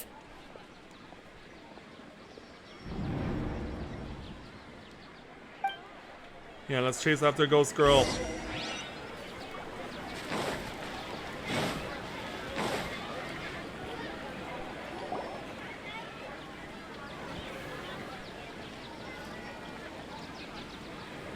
Show yourself. Yeah, show yourself also, character that's in my thumbnails for my streams. Tell me who you are. And why is the Academia screwing with my head? Look! That's... Isn't that Dunyarzad? It's a trick, don't believe it. What's happening here? Why are there two Dunярzads? You already know that this isn't your first Sub-Zero's festival, don't you? Yeah. Alert. I'm sure you already know how to use this. A knowledge capsule? Where did you get it? What's inside? You should use it too, Paimon. You know Paimon? I'll bet this person knows a lot. Well, this seems kinda sketchy, but Paimon feels like this is what we should do. So we reach out and touch it. We get to come out of illusion scenery now. We get to return to the real world. What the? Yeah, so many days worth of memories. This is our 20th time at the Sub-Zero's festival? Huh? No. The 30th? 40th? Just how many times have we been to the Sub-Zero's festival? It really is Groundhog Day. Have we been trapped in a single day? If it weren't for you, we wouldn't have even realized. What the heck was inside that knowledge capsule? Our worst nightmare. Your memories are still scrambled? Try your best to remember. This isn't the first time we've met, and I answered that question a long time ago. I think I know who this is. Let Paimon think. Oh, it's coming back. Meeting you was the real catalyst for restoring our memories, and the knowledge capsule was just your means of showing our minds the way. What about everyone else? Why are you only helping the two of us? Your sense of deja vu is stronger than everyone else's, yes?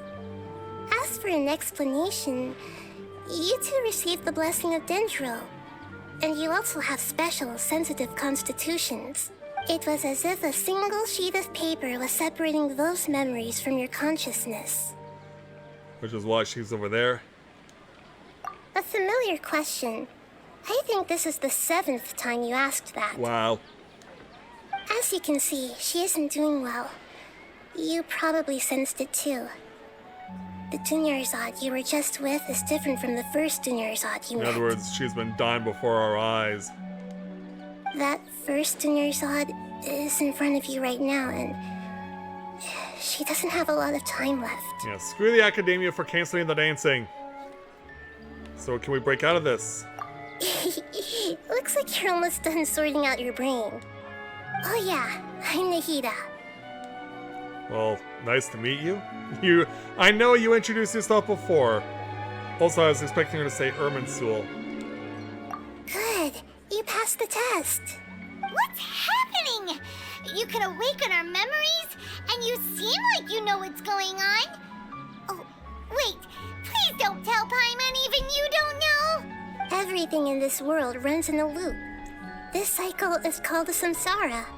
You, me, and everyone else are all stuck inside the one-day samsara. As for the truth, that's on you to find out. If you were told the truth instead of discovering it yourselves, it would literally blow your minds. I don't know how you'd be after that.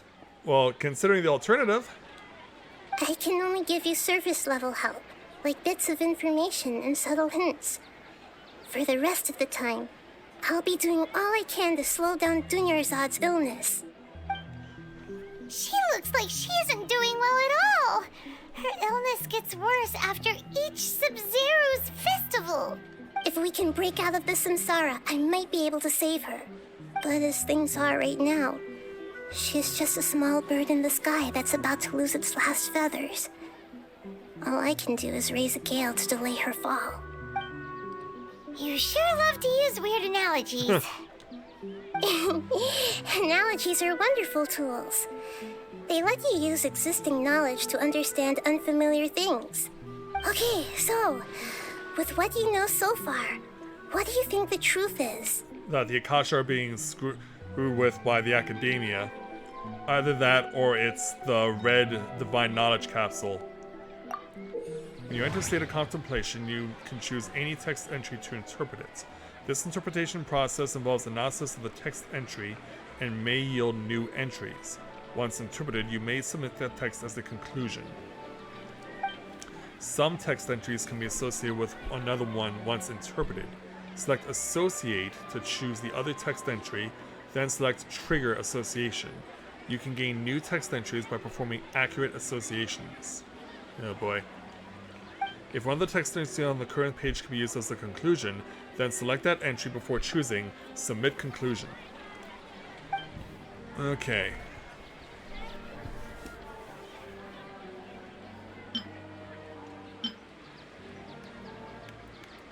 So let's start with, I guess we can start with this.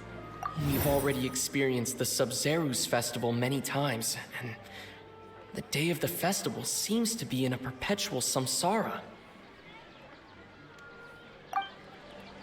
Then we get the results of the alchemical divination. The moon, illusions, and lies. What do they all mean?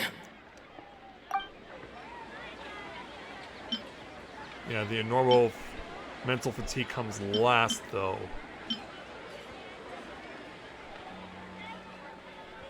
Because, yeah, we don't experience the deja vu until we get to this point, and then this is pretty much at the end. The Grand Sage said, "Go celebrate the birth of that god to your heart's content." Did he mean something more? And then deja vu. What's happening right now seems to have happened before. This feeling has been getting stronger and stronger. And interpret. My mind feels exhausted, even though I haven't done too much thinking. What is going on? Submit conclusion. That doesn't sound right. I need to carefully think things through. Oh, do I have to start over? My mind feels exhausted, even though I haven't done too much thinking. What is going on? Oh, do I have to go from left to right? The Grand Sage said, "Go celebrate the birth of that god to your heart's content." Did he mean something more? See, I was thinking that I was doing everything in order of when it happened. I'm thinking that I need all these clouds to be yellow. Associates with the deja vu. Yeah, now it becomes a time loop. That should be it. The flow of time is endlessly cycling within one single day.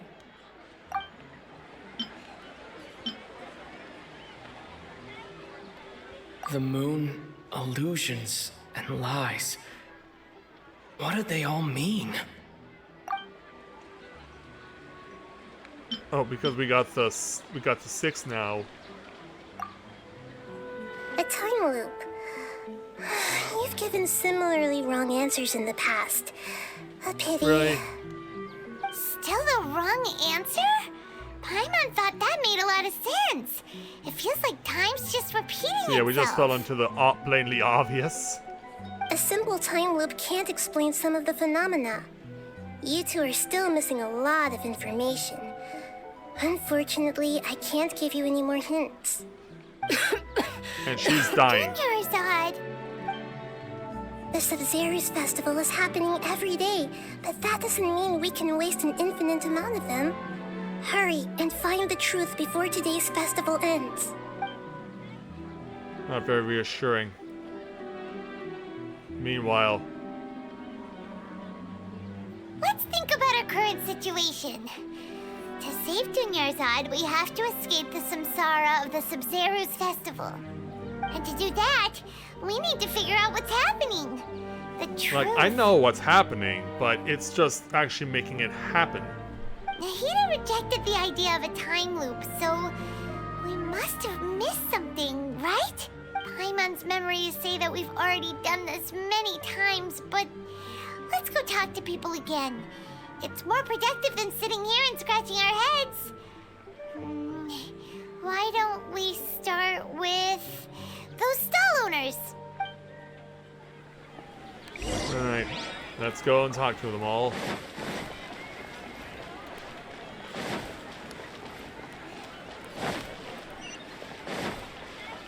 Yeah, this seems like it's really gonna get dragged out.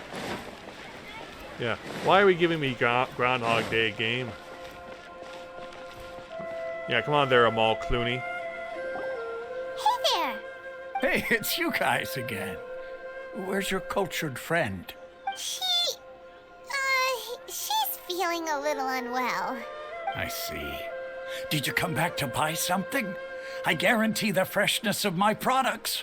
I harvested them from the forest just yesterday. You thought anything strange lately? Huh? What brought this about? I hurried back from the forest yesterday, and I'm selling produce here today. I haven't felt anything strange. To put it another way, if you really think about it, was yesterday truly yesterday? Did you actually come back from the forest yesterday? What kind of philosophical nonsense is this? Are you two daydreaming? Sort of. Didn't you know that no one dreams in Sumeru? Go somewhere else if you want to find someone to daydream with. Oh, really? He actually has a point. Is this a dream?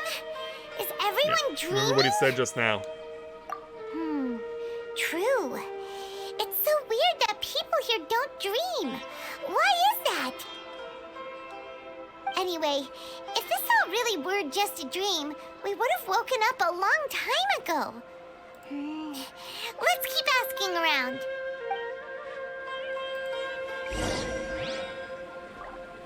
Alright. Who's next? Well, it's obviously gonna be you, Mr. Divination. Oh, it's you two. Was my divination so accurate that you felt compelled to compliment me in person? Yeah. We did actually run into a situation. Ooh, I knew it! I told you, the god's divination is highly accurate. You just hadn't fully understood its significance yet. I think I have another reason. You're really excited about this, huh? That's exactly why we came back. Help us better understand it. Help you better understand it? Well, that isn't exactly what I excel at. So, you're admitting that you don't have a clue? Yeah. Anyway, what kind of situation did you get into? Yeah, you've actually divined our fortune many times. Huh? Hold on a second. I thought you guys just lost your wallet or fell for a scam. No, it's much deeper than that. What you just said, are you serious? Does that kind of thing actually happen in real life? Paimon knew you weren't going to believe it. Marvelous. Truly marvelous. I believe you. Recall the interpretation of your divination. The moon, illusions, and lies. It really felt like an omen. When you say it like that, the divination does sound like it's related to what's going on. Can you read any more into it?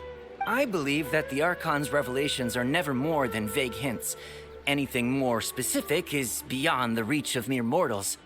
The book only says, if you trust your instincts and overcome your fears, the sun will surely rise. So that's how it is. Looks like fortune telling is just fortune telling. It's no good for practical problems. Nope. We haven't made any progress. Who else can we talk to? Dea? Paimon remembers that we tried talking to her a couple of times, but she always thinks we're playing pranks on her. You think she'll brush us off again? Let's try taking her to the real Dunyazad. Yeah, if we tap into Dia's strong sense of responsibility as a mercenary, then she'll definitely take us seriously. At this time of day, Dia's probably just finished beating up those kidnappers. Let's go find her.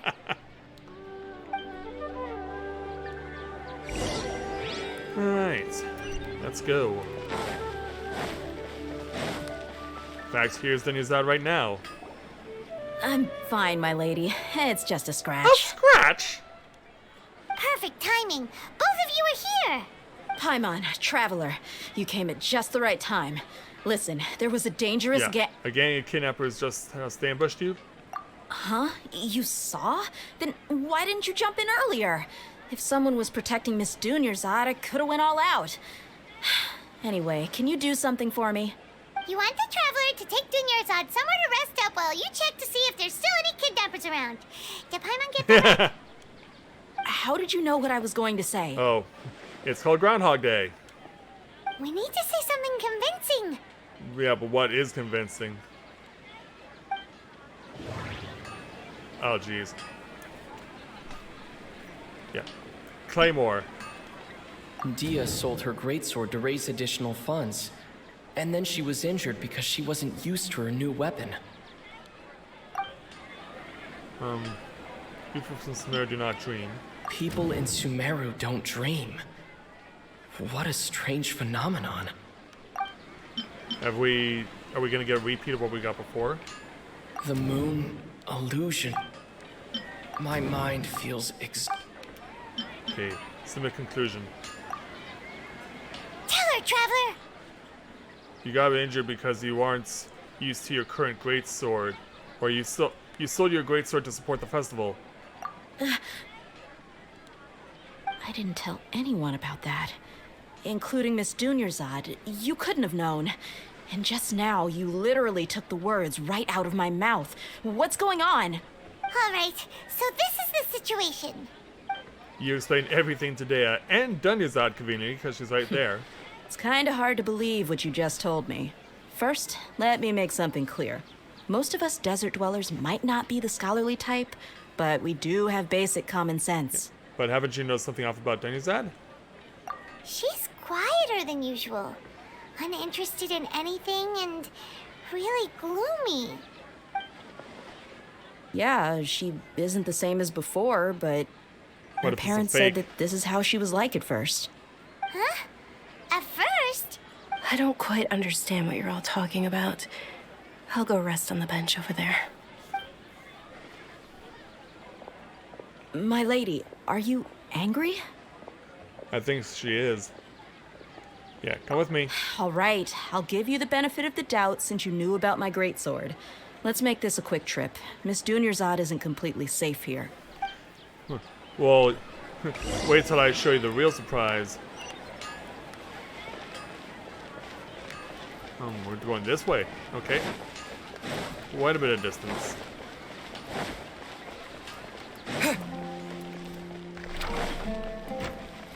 Bust through the Grand Bazaar, where Nilo is getting scolded again for doing the dancing. Yeah, piss off, Reverend Shaw.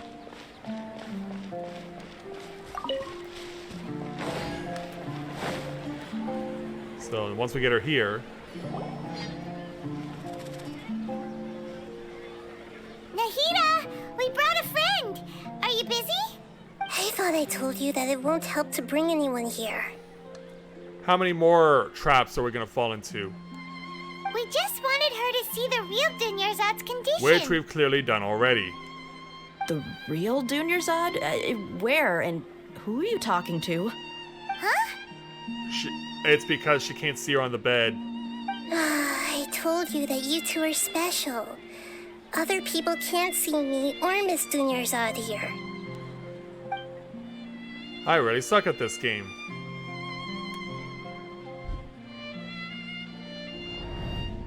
'Cause, yeah, you're looking for something.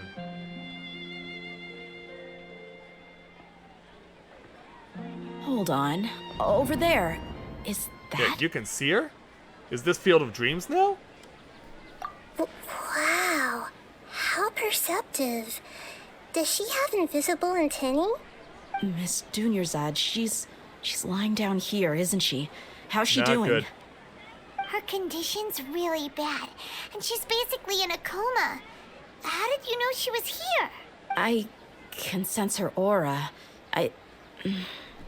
There are also lingering feelings of something like regret or disappointment. What happened? Do you believe us now? The Sub-Zero's festival has been repeating itself. You begin discussing the issue with Thea, who finally understands the situation. So, you think the sages are behind this? I'm not surprised. Yeah, they've always been against us. Wouldn't surprise me if they're using the Akasha to intentionally repeat the Sub-Zero's festival as a sick joke. So what do we do? You have a point. Aside from the Dendro Archon, the Academia's sages are the only ones in Sumeru who could pull off something like this. Maybe there's more to the Akasha than we know. Yep. That's why she's not wearing one. Right. Didn't you awaken our memories using something that looked like a knowledge capsule? That means you must know something about the Akasha. It brainwashes people. The Akasha relies on the power of a gnosis to operate, as it is the manifestation of the God of Wisdom's power. It compiles the wisdom of the entire populace, and it grants knowledge to the people. A gnosis could do that? No wonder the Akasha is so magical. It's being powered by the gnosis of Sumeru's Archon. So, this Nahida you mentioned, what did she say? She said, and Paimon quotes, "The Akasha relies on the power of a gnosis to operate, as it is the manifestation of the God of Wisdom's power. It compiles the wisdom of the entire populace, and it grants knowledge to the people." Why are you saying it in the same monotone voice that she is? Compiles the wisdom of the entire populace and grants knowledge to the people. Wait. What do you have? I get the grants knowledge part. That's what people have always used the Akasha for. But compiling the entire populace's wisdom? How does that work? Did she mean that the sages enter new knowledge into the Akasha? Most of the knowledge in the Akasha comes from Irminsul? Oh, yeah. That sounds about right. What do you think? So we're going to think about various things again. Yeah. Information on the Akasha. Okay, Nahida said the Akasha relies on the power of a gnosis to operate, as it is the manifestation of the God of Wisdom's power. It compiles the wisdom of the entire populace, and it grants knowledge to the people.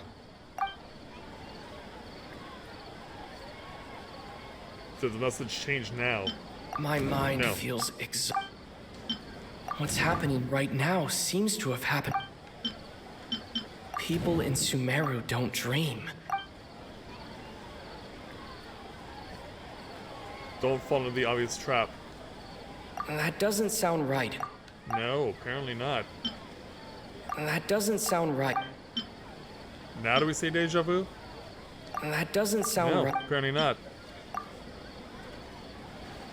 You mean the Akasha is causing our mental fatigue?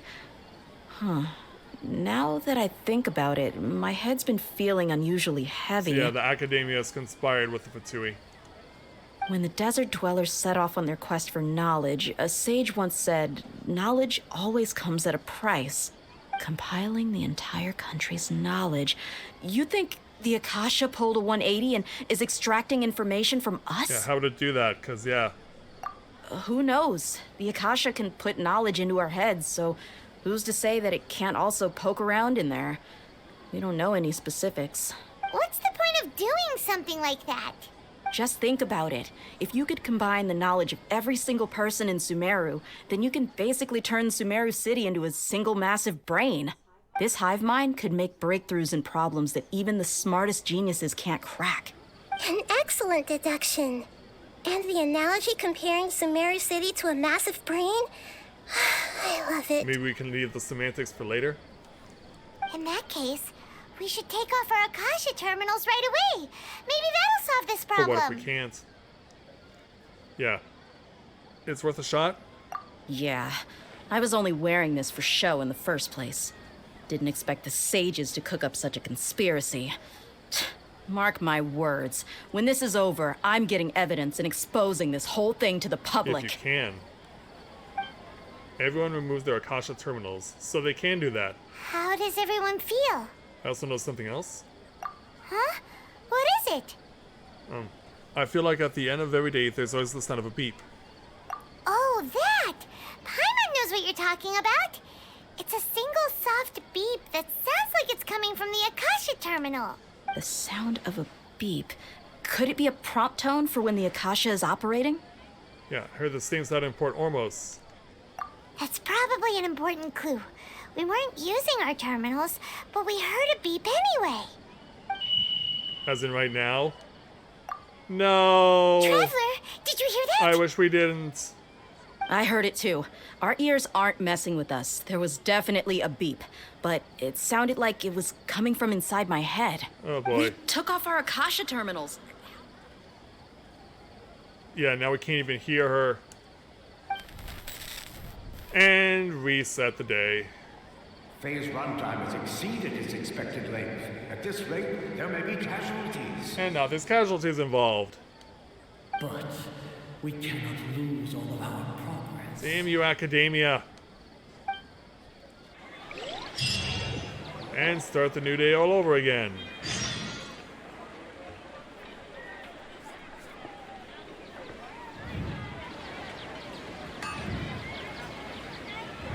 So now we're having all this happen.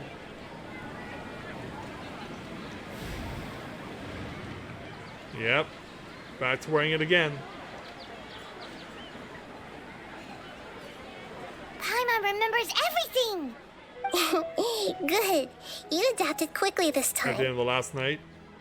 We definitely took off our Akasha terminals last night, but we still heard that beep.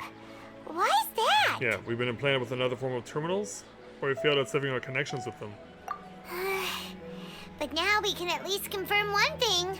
The Akasha definitely has something to do with whatever's trapping us in this cycle. Oh, Paimon doesn't get it.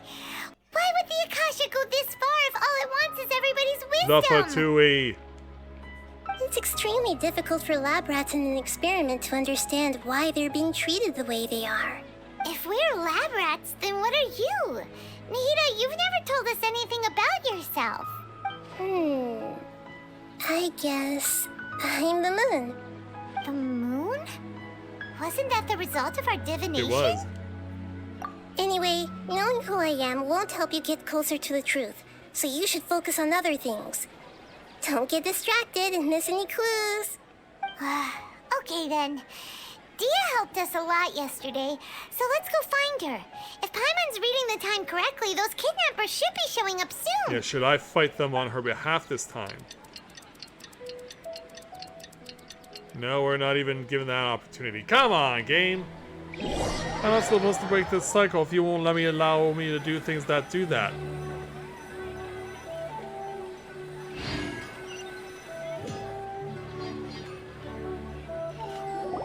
Ah, there you are. I've already taken care of those kidnappers. My lady, did you get hurt? Something's not right. Dia? Yeah, she's not What's harmed. wrong? Why are you both gawking at me like that? You didn't get hurt this time. Huh? What do you mean this time? Why are you so surprised that I managed to get out unscathed? Those kids were amateurs. Oh, we need to explain them to you. Your unfamiliarity usually lands you some scratches. Or aren't you still getting used to your new greatsword? Shh! How did you know about my greatsword? I haven't told anyone about it. Please, don't tell Miss Who's Dunyarzad. just right in front of you? So Dia's lost her memories after all. Did you feel anything strange? Anything strange? You already know that I got a new greatsword. If I had to say something, it's weird how such a new weapon could feel so familiar. It's as if I've already used it to fight a countless number of battles. Because you have. You're saying that although you don't remember using it, your body feels like it does? Muscle memory. That's right. Both mercenaries and warriors heavily rely on muscle memory. Only knowing the theory of battle won't get you anywhere. Traveler, what do you think? Could be because we moved our terminals. Yeah, Paimon's feeling really hopeful. Is it possible we've already broken free? Oh, you're right! Earlier in the Samsara, something like this would have never happened. We'll know for sure at the end of the day. I have no clue what you two are talking about, but it's still dangerous here, so... So you want us to take Dunyarzad somewhere else to rest while you check if there are still more kidnappers around, right? How did you know what I was gonna say? Can you read minds? It's a new form of muscle memory. Forget it. Go and do your thing.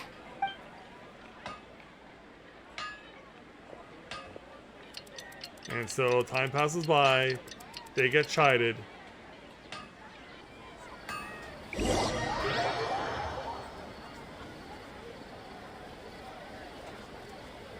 Listen to the academia continue to screw with my head. Whew. It's finally nighttime. Aside from Dia not getting injured, everything seems to have stayed the same. Listen, Nahida, we found out that Dia got out just fine today, even though she got injured every other time she fought the kidnappers. Do you think the Samsara has been broken? Have we saved Dunyarzad? Really? Good job on all that progress. Get some good sleep tonight.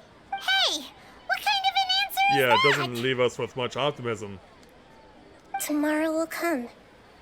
Everyone assumes this is common knowledge, but the only way you can know that for sure is if you experience tomorrow. How many todays has it been? Is it possible that today will be followed by yesterday? Does tomorrow truly exist as anything beyond a made-up concept? Oh, don't be philosophical like that. It's even possible that this entire world is a lie, and the history of the whole world has just been one endless Sub-Zero's festival. Okay, no more. Paimon's brain is already shut down.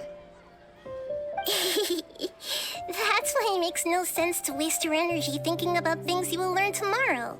Get some good rest. You know, use the bathroom and flush your anxiety dookie away. Huh? Hold on, what did you just say? Did Paimon hear you correctly? Huh? People always say they feel a sense of relief after they take a duk-duk.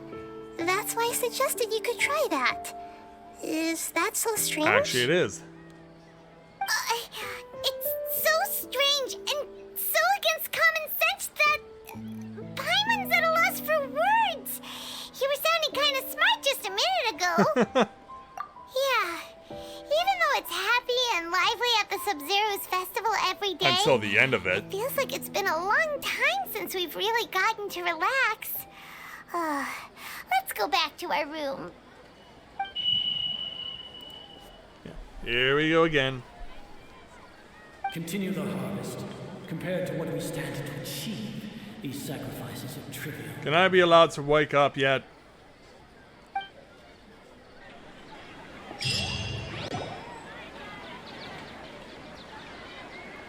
We're still in the same day. Yeah. Nahida, you already knew last night that we didn't break out of the Samsara?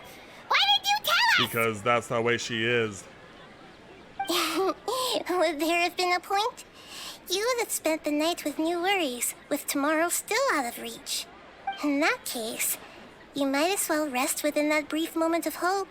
An opportunity like that doesn't come by often, and I thought it might help you clear your minds. Nahida is now suddenly starting to turn into Q from Star Trek. Paimon thought the Duke did that! Whatever. Guess you were looking out for us after all. Of course. In the time we've been together, you two have been everything to me. That's not saying much. Paimon's flattered and everything, but maybe you're taking things a little fast. What I mean is, even though I had asked you to solve this puzzle, you two are still the only ones who can see me and sense my presence. In other words, if you weren't here, I may as well not exist. That's why you two have been everything to me. Get it? Nahita's talking about confusing stuff again. Anyway, that's enough chit-chat. So, Traveler, did the new clues yesterday help you gain a new understanding of the situation? Yeah, Q, you were right. Huh?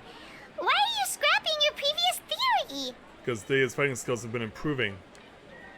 Oh, yeah, you're right. Gosh, how did we not notice that? In a simple time loop, people's physical conditions should also reset. So, what's your new hypothesis? How dumb am I going to be on this? Bodily memories.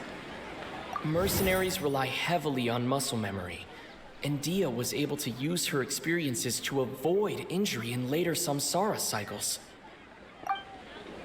Yeah, that's... and the Akasha sound.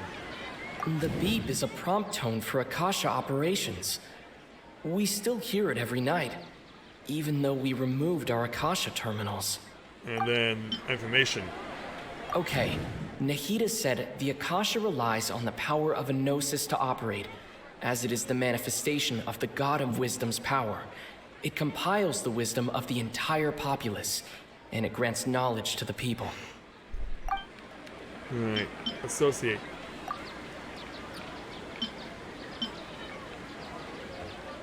With information on the Akasha. I can't seem to cohese. Okay. Is it the sound? Memories are deleted every day. If all our memories of a day are erased at the end of that day, then we would unwittingly relive the same day again and again. So, conclusion? Yeah. Our memories are being erased at the end of each day. Oh! Then the beep we hear every night could just be indicating the deletion of our memories. But how can we still remember? That's why when we wake up, everyone thinks the Sub-Zero's festival hasn't happened yet. It's already the next day, but everyone still thinks it's the day before. But muscle memory can't be erased. That's why Dia has been getting better at using her greatsword. Now everything makes sense. A brilliant deduction. And yeah, not right. Nahida, tell us if we're right or We're wrong. To put it simply, it's as if you've mistaken a pyro crystal fly for a firefly in the night. You lost sight of its true nature because you focused too much on your perception that it glows. That isn't simple at all. Yeah, we'll never get to the end of this. Why don't you go talk to Miss Dia again? You might learn something new. Right. She did help us find our latest clue after all. Let's go. Alright, here we go again. That's the causality. Along with everything else. Why are we climbing the frame of a door? Yeah, I don't know what it is about this game why the characters are so enthusiastic to climb things when they don't need to. Like, we don't have time for that!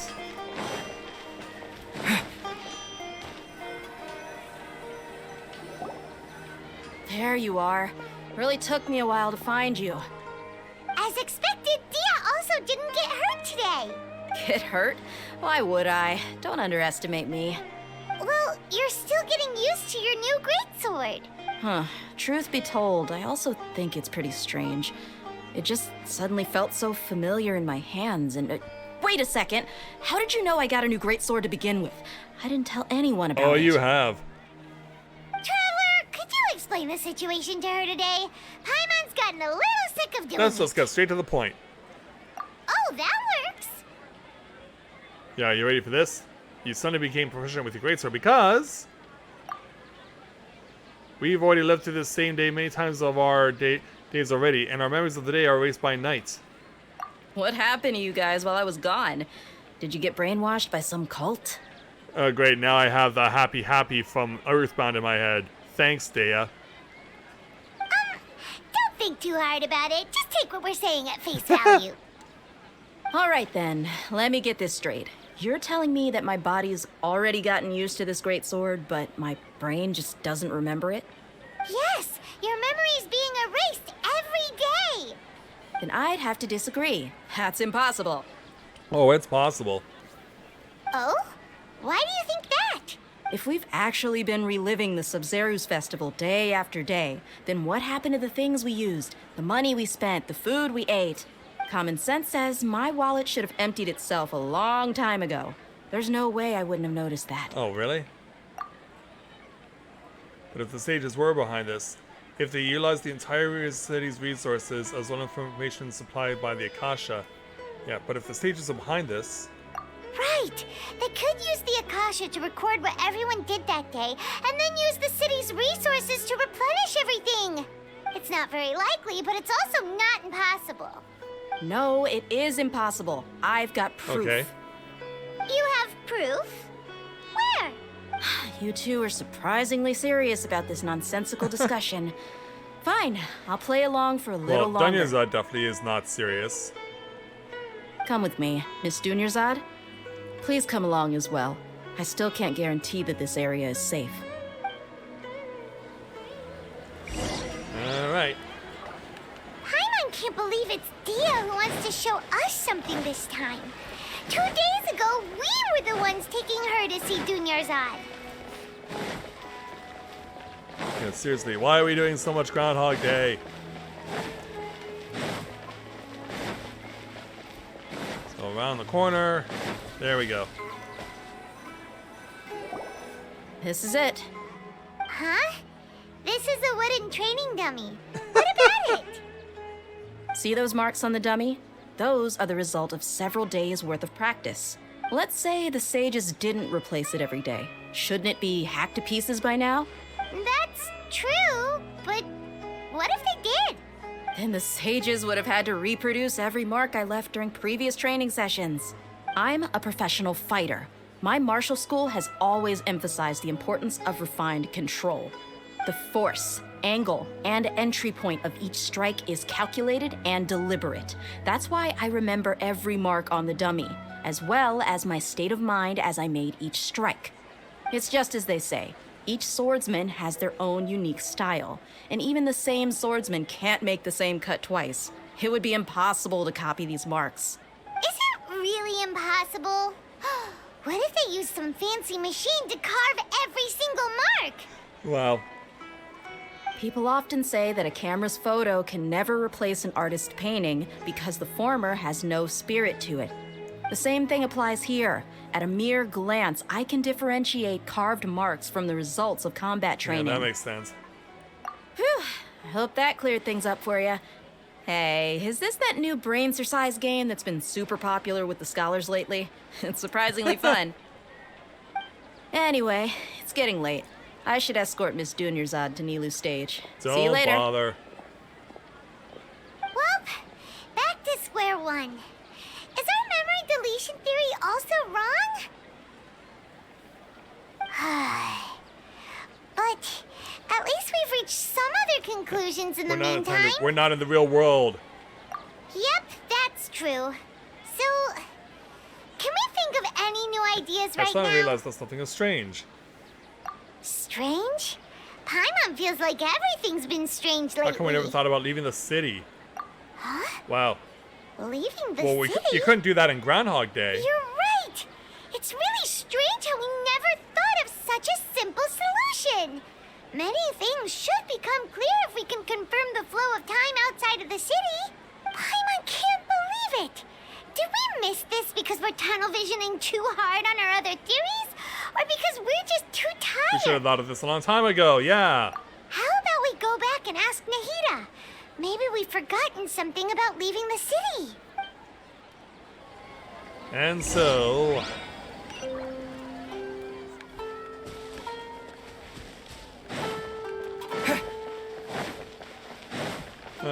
this keeps getting more and more absurd.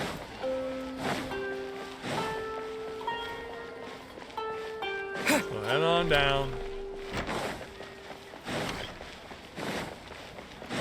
Yeah, I don't think we're gonna have any boss confrontations tonight here, Charles. Not with this Groundhog Day going on.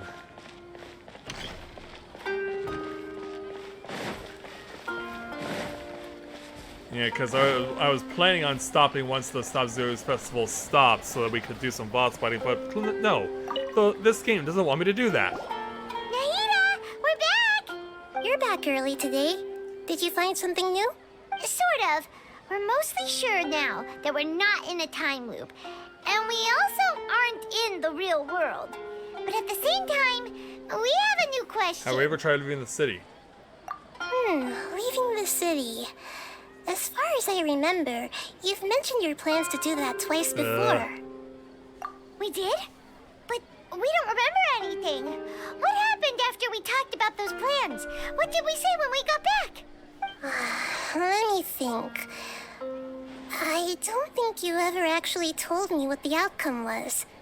Oh, it's probably more accurate to say that both times you never came back the whole night. But you two sometimes stay out the entire night anyway, so at the time, I didn't think too much about it. But now? It is true that sometimes we lose track of time during our investigations. Before we know it, it'll already be the next day. But still, neither of us remember anything about leaving town. Really? That's kind of strange. In theory, I should have already awakened all your memories. Maybe this is the key? Yep.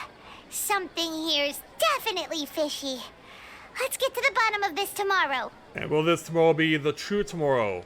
Or are we going to continue to get brain raped by the academia and cued on by Nadia? Or Nahida, rather. Our memories are back! And? About that. Well, where should Paimon begin? Paimon, what do you mean? Traveler, aside from your memories that were just restored, I have another message From for who? you. Listen to it and you'll understand. Can't go back. There are countless spaces here. Our Sub-Zero's festival in Sumeru City is just one of them. I'm hearing my own voice, damn it. Traveler, you should be missing 2 days worth of memories. 2? Paimon will fill you in. 2 days ago, what happened? It's time to carry out our plan from yesterday. Okay, let's go.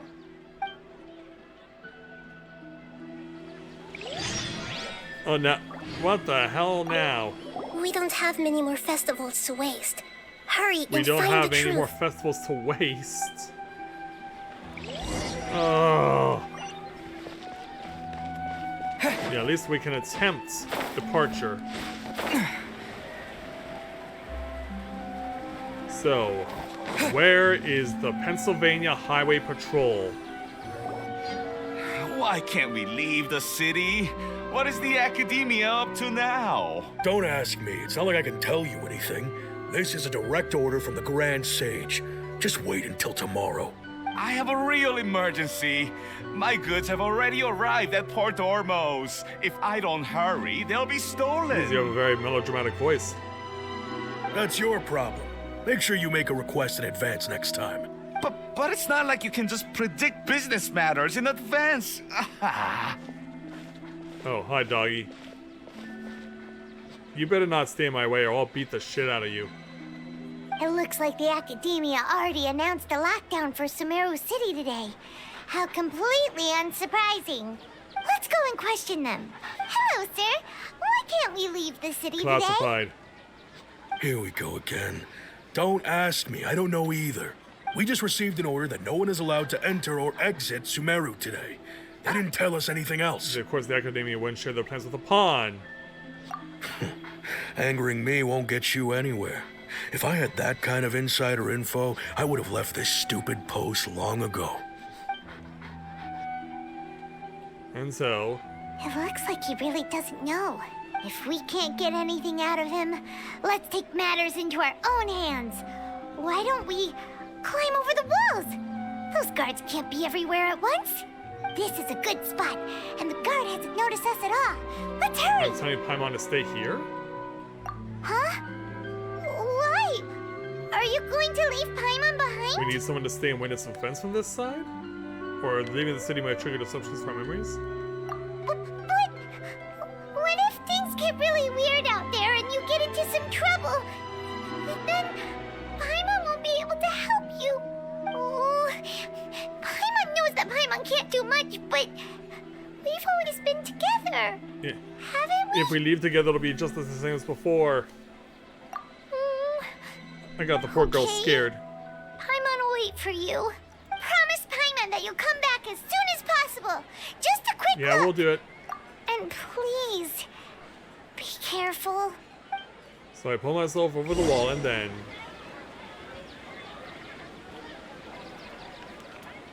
Oh, yeah, it immediately triggers. Memories! Let's go and try the city today. Traveler! Oh, and then... Oh, poor Paimon. Paimon would never see you again. You just disappeared. Paimon waited for you for hours and hours at the city wall and you never came back. You promised Paimon that you were only taking a quick walk. What did I promise? Paimon, calm down. He's here now. I don't think he understood what you were saying. Paimon doesn't care. Paimon wanted to go look for you, but you also said that Paimon should stay. Paimon was so worried and so scared the entire day. Although I don't... Still, sorry, Paimon.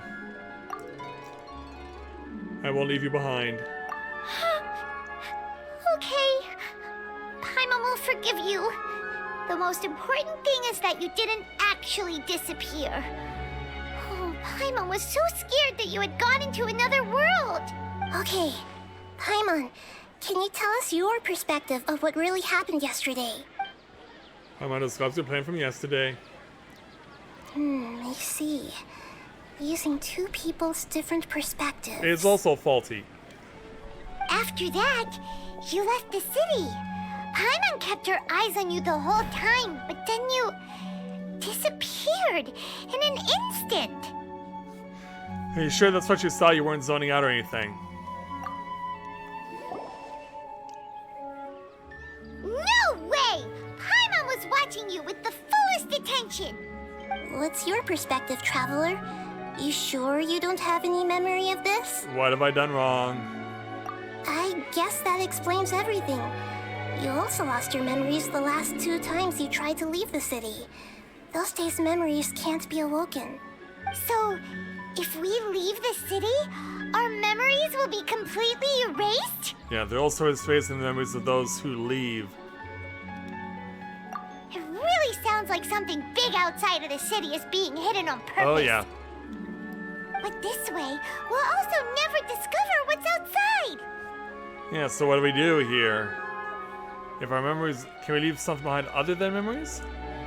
Something like a message? But how can we send it back? Don't look at me like that. I'm not used to being stared at. Out with it. Well... Okay. You want something that can pass on messages, right? Give me some time and take care of Dunyarzad for me. Yep, now we're talking. And so, camera pan's over. We should expect someone hiding behind the roof or something. And we're looking back at Dunyarzad, then we go away, and then we're back on, then we're on the opposite side of the bed. And then we're opposite that side of the bed again.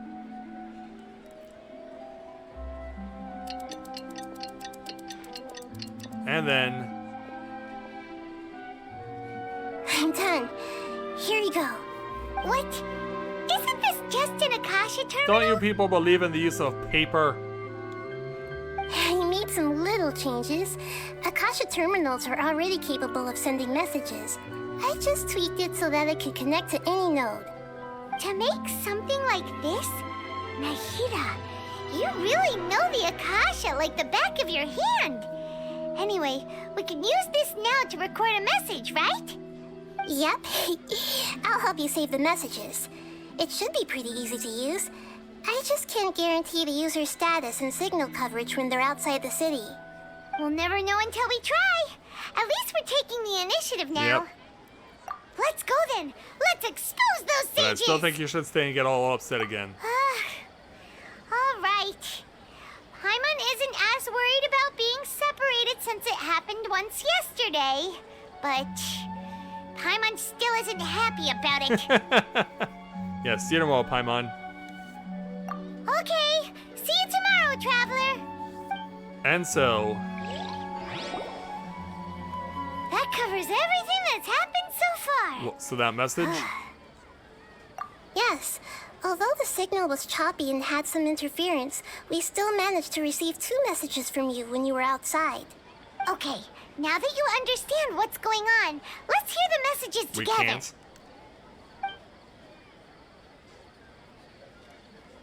Oh, we can? Or, hold on. Can't go back. There are countless spaces here. Our Sub-Zeru's festival in Sumeru City is just one of them. I've entered another space. Before me are flowing sandstone and howling fish.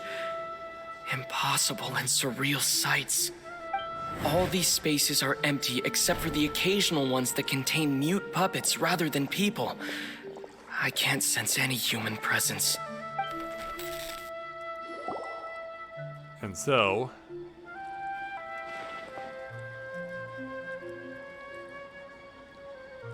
That's one heck of an info dump. It sounds like you left the Sumeru City space when you set foot outside of the walls. But everything looked completely normal when Paimon was looking out from the inside. That's unbelievable. And if we take your word for it, the other spaces all had very weird contents. There's another part here. We only received it last night. These spaces have been disappearing one after the other, absorbed by something like a sun in the sky. And now, even the final space has also disappeared. Oh, great. Behind me, a lot of spaces just appeared again from thin air. I get it now. Those spaces are actually... And cut off.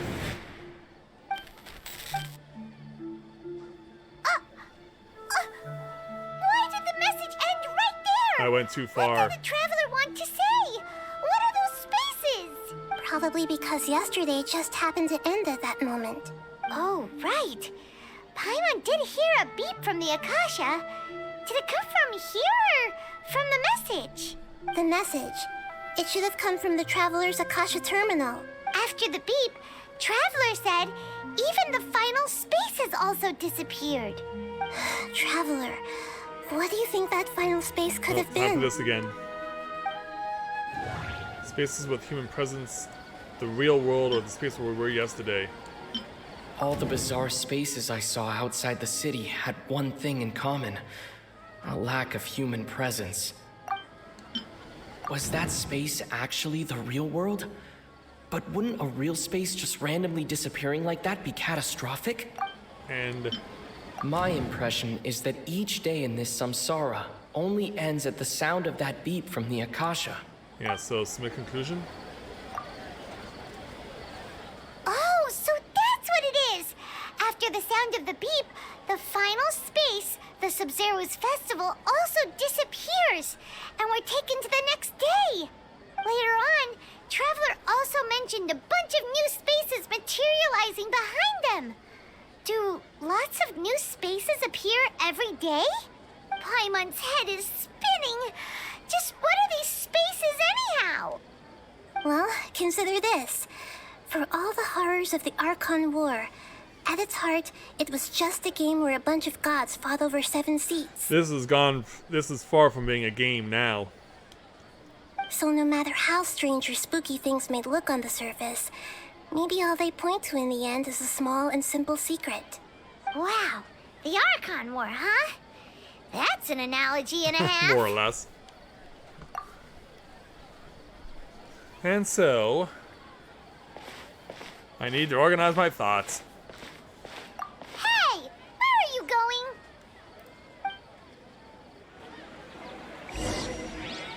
Oh. So, yeah, I guess we're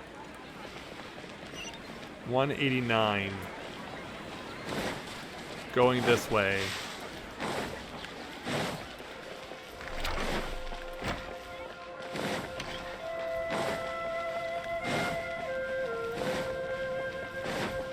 see what we come up with. As we round the corner, round another corner, and another, and another, and another, and another, and another, and another, and another, and another, and another. We touch down here. Do you want some alone time to think? Alright then, Paimon won't disturb you. Alright.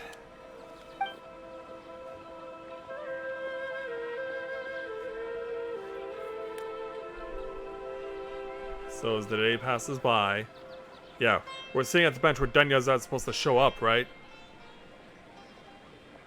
The dance of Sub-Zeros is about to begin.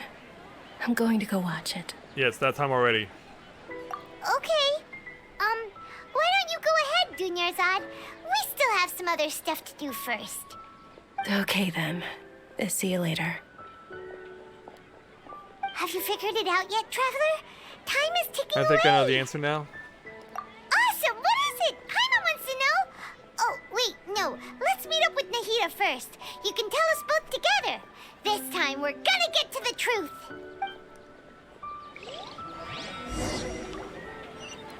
Alright, heading back. This game is so messed up right now. From a mental point of view. It's like, how much more of Groundhog Day is there left?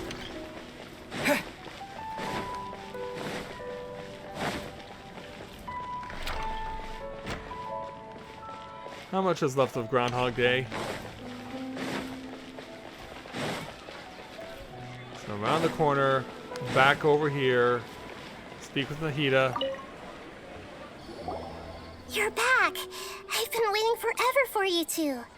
Judging by the looks on your faces, are you ready to take your Sub-Zero's exam and graduate from the festival? Okay. First off, have you discovered the hidden truth? I hope so. Spaces without human presence. All the bizarre spaces I saw outside the city had one thing in common. A lack of human presence. Which is this. Those spaces remind me of dreams. Like the one I had in the Avidia Forest. Except these have no sign of human presence. That doesn't sound right. Through here? That doesn't sound right. We've already experienced the Sub-Zero's festival many times, and the day of the festival seems to be in a perpetual samsara. Okay, Nahida said the Akasha relies on the power of a gnosis to operate, as it is the manifestation of the God of Wisdom's power. It compiles the wisdom of the entire populace, and it grants knowledge to the people. That doesn't sound right. The moon, illusions. Sumeru do not dream. People in Sumeru there we go. don't dream. What a strange phenomenon. Associate. Dreams with no human presence. Reveals the truth behind dreams. We are all in a dream. It isn't that the people of Sumeru don't dream. Rather, the Akasha is taking their dreams from them. So the conclusion. People in Sumeru think they don't dream, but the truth is the Akasha steals their dreams without them knowing it. And those spaces with no human presence are stolen dreams without their host. That would explain why they sounded so weird when he was trying to describe them. Huh. So people in Sumeru do dream after all. In fact, we're all in one big dream together right now. Correct answer. Now, how did you conclude that the Akasha is capable of this? Oh, jeez. The Akasha relies on the power of a gnosis to operate. It is the manifestation of the God of Wisdom's power. It compiles the wisdom of the entire populace, and it grants knowledge to the people. So the conclusion? Oh, okay. Those dream-controlling creatures in the forest also get their power from the Dendro Archon, right? That would explain why the Akasha has the ability to control people's dreams, too. But is stealing everyone's dreams really how the Akasha compiles their wisdom? Isn't there anything more to it than that? Dreams are fantastical, complex, and full of imagination. People's brains are the most active when they're dreaming. In other words, dreams are rich bundles of human wisdom. So, in other words, the complete opposite of how Hypatia understood it. Paimon remembers her saying that the sages think dreams are foolish delusions, and the fact that no one dreams is a blessing from Greater Lord Rukkhadevata. So it was all a dirty trick? Done by Kusanali? The real story is that the sages from the academia are using the Akasha to steal people's dreams for their own use, And they don't intend to stop there. Oh? By the sounds of it, you understand the current situation pretty well. So then, what about the samsara? The beep is a prompt tone for Akasha operations. We still hear it every night, even though we removed our Akasha terminals.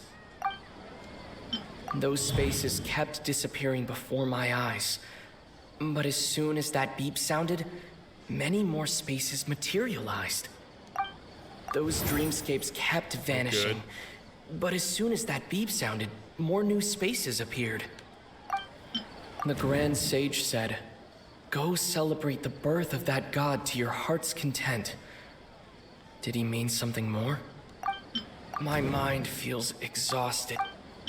We've already experienced this. Alright. Connect this to that. No? I can't seem to. That's the sound. Really? Mass production of dreams. Correct. The Akasha is keeping each person's brain in a constant dream state, but also separating their consciousness from their own dream. Their disembodied consciousness is placed inside the collective dream of the Sub-Zero's festival along with everyone else's, while their now vacant dreams are harvested by the Akasha. No one is any the wiser as another day passes in the dream, and so begins another samsara cycle.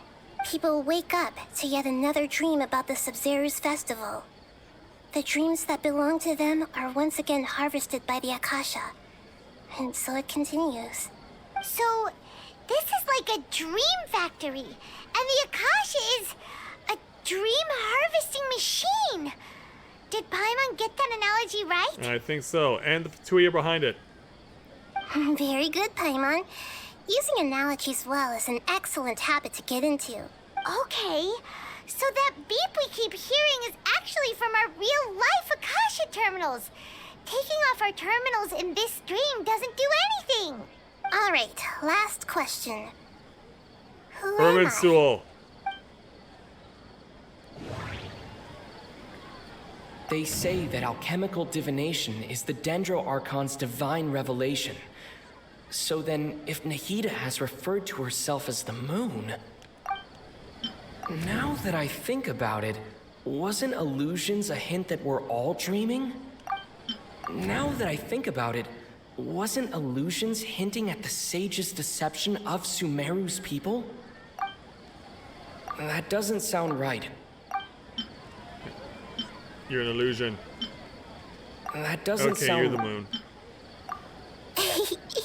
So you noticed. Yeah, you're Kusanali! Wow. I thought that one would be the hardest question. That's why I put it last. So why are you doing this to That us? wasn't hard at all. Even Paimon guessed that. Everything about you is different. We just didn't want to expose you is all. Now that you mention it, Nahida, you've been hinting to us since the very beginning. It's funny. Thinking back to when we were asking all over the place for info about Lesser Lord Kusanali. Paimon didn't expect to meet you like this. Yeah, nice to meet you, female Zhongli. But this doesn't seem like a good time. Yes, those can wait until we're back in real life. So when are you gonna let me do that? On the other hand, I'd be happy to answer any more questions you have about here and now. Can we wait until we get into back into the real world? How did sages Yeah. I know she couldn't tell us the truth, but how did Sage keep noticing? Firstly, this dream we're in is completely based on reality. People have already experienced this Sub-Zero's festival, so it would be very difficult for them to find anything that strikes them as surreal. Secondly, you're probably wondering why people don't have any memories from earlier samsara, right? That's because people don't remember their dreams most of the time anyway. And in any case, their actual dreams are being taken away from them by the Akasha. So whenever they wake up in this dream of the Sub-Zero's festival, they don't remember anything from their previous identical dream. That reminds Paimon. Traveler had a dream when we were in the Avidia forest, but couldn't see what it was about after waking up. Is that an example of what you mean? Yeah, possibly. Yes. Only after receiving the blessing of Dendril can a person gain the Dendril element's dream-enhancing power. That explains the feelings of deja vu. Meanwhile, everyone else has no idea that they are in the Sub-Zero's festival samsara, while their dreams are stolen from them over and over again. So, side effects of a mass-produced dream. Can humans really keep dreaming forever like this? Will it ever end? And if so, when? You might say your mental fatigue has already answered this question. Eventually, there's only so much that people can tolerate. Especially those whose health is compromised to begin with, like Dunyarzad. This relentless exploitation takes an even harder toll on them. People's lives are at stake here, and nobody knows a thing! We've got to put a stop to this! So yeah, what are we gonna do? Why is this about the Sub-Zeros? I know, right? Why did they have to base this dream on my birthday? Could it really just be a coincidence? Even you don't know the reason? Wow, now that's strange. The Academia sages are determined to harvest lots of dreams in a short time, no matter the cost. They have to be up to no good. Unfortunately, I don't know anything about it. Traveler, do you have any information? About what? Those spaces remind me of dreams. Like the one I had in the Avidia forest. Except these have no sign of human presence. And then... Okay, Nahida said the Akasha relies on the power of a gnosis to operate, as it is the manifestation of the God of Wisdom's power. It compiles the wisdom of the entire populace, and it grants knowledge to the people. And finally... The Grand Sage said, "Go celebrate the birth of that God to your heart's content." Did he mean something more? And so the conclusion? Celebrate the birth of that god? Could it mean... Yeah. I don't have any more questions. Deceiving the people of Sumeru with no regard for their safety. No matter what they're trying to do, this is unforgivable. After we end the Sub-Zero's festival samsara, we have to look into them. How can the sages of the Academia do this behind their Archon's back? This is ridiculous! Agreed. In the end, I'm just the moon. The real sun is long Yeah, gone. with Nevada. A sun and a moon? Nahida's talking in riddles again. But I know what she's talking about. Because... Oh, we're out of time today. I'll tell you how to break free of the samsara tomorrow. See you then. Just get it done with. Oh.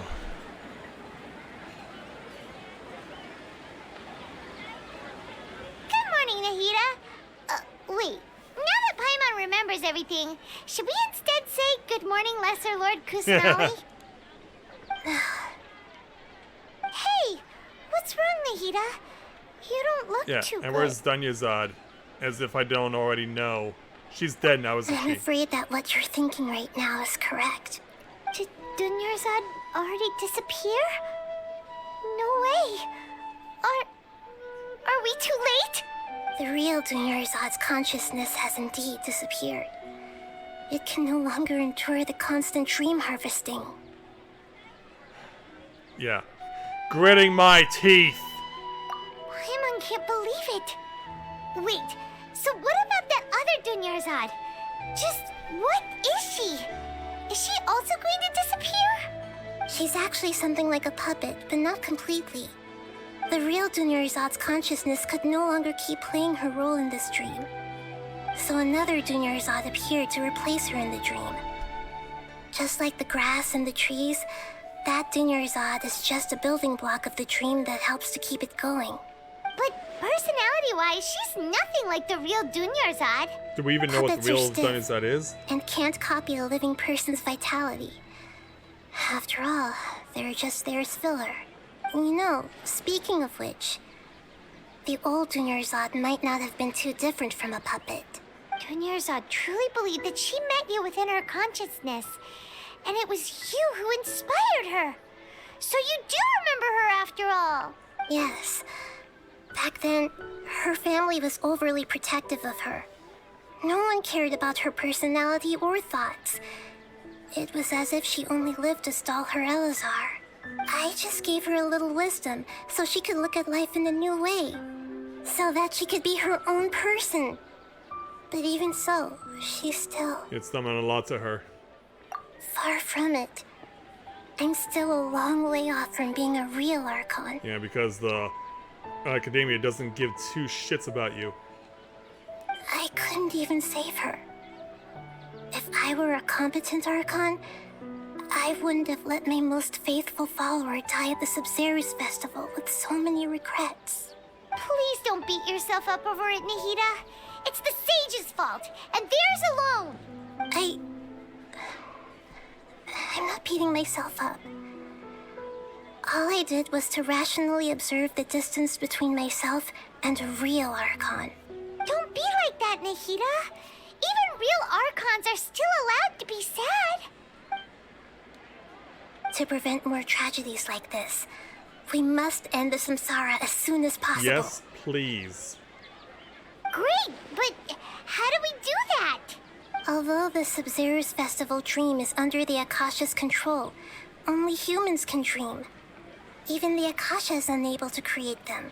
That means this dream belongs to a host who created it. Huh? So, how should we find that person? Well, if this is someone's dream, then everything here must come from deep within their consciousness. Which means, with the power of imagination, they can change anything in this dream. Imagination? What do you mean by that? Ask SpongeBob. Imagination means breaking through what you perceive as normal. Like when the server at a tavern brings a plate to you, you'd naturally assume that food is on it. However, if you're the dream's host and you become aware that you're dreaming, when you imagine gold and mora on the plate, the dream will respond in kind, and the server really will bring you gold and mora. But right now, our host is unaware that this is a dream. No matter how many times they're served, it will always be So you food. find the host, then what?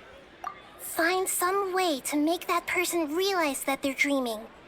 Usually, once that happens, the person will wake up and the dream samsara will be broken. Well, given that Dunyarzad is no longer here, it's obviously not her. How are we going to find them, though? If it could be anyone, it'd be like looking for a needle in a Which haystack. brings us to the Academia. And even if we did find them, how are we supposed to make them realize they're dreaming? After all, like you said, don't wake a sleepwalker. It's extremely difficult, yes. But the only ones who can do it are you two. Remember, everything you've achieved up to this point has all been for the sake of finding the host and ending the samsara. As for me, during this time, I'll be out of town. Great. Out of town? Are you going to that place full of dreams where the traveler went? Yes. I want to try something. There must still be a small wisp of possibility. Hurry and go. Dreams are supposed to be fantastical, romantic, and full of pleasant surprises. Unnecessary things like this samsara need to end. Paimon's still a little upset that we've come this far only for Dunyarzad to... She was such a good person, with such a simple wish. But fate was against her. Yeah, this is awful. Saving Dunyarzad is what kept us going this whole time. But we mustn't lose hope, Traveler. Dunyarzad would definitely want to see us save everyone else. So let's break the samsara for her sake. Paimon's wondering, do you think the sages would get one of their own to be the host of this dream? Feels like it would be easier to control it that way, not no? them. Knowing the plan, they'd probably be aware that they were dreaming. An unsuspecting host would be less likely. Huh. That's true. Plus, the sages probably weren't counting on there being other factors beyond their control, like Nahida and us. So, who do you think the host of the dream is? Ferris. Oh, that would make sense. Ferris, the Knight of Flowers, is a symbol of the whole Sub-Zero's festival, right? Pretty core character. Let's go ask him some questions, shall we? Alright, here we go. Talk to Ferris. Yeah, come on there, Chuck Ferris. Let's talk. And I would not need to ask questions about Whoopi at all.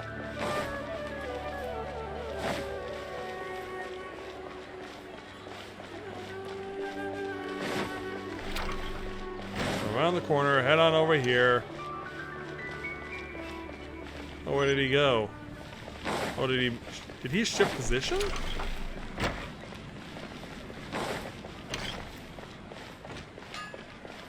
Yeah, this is not his usual spot.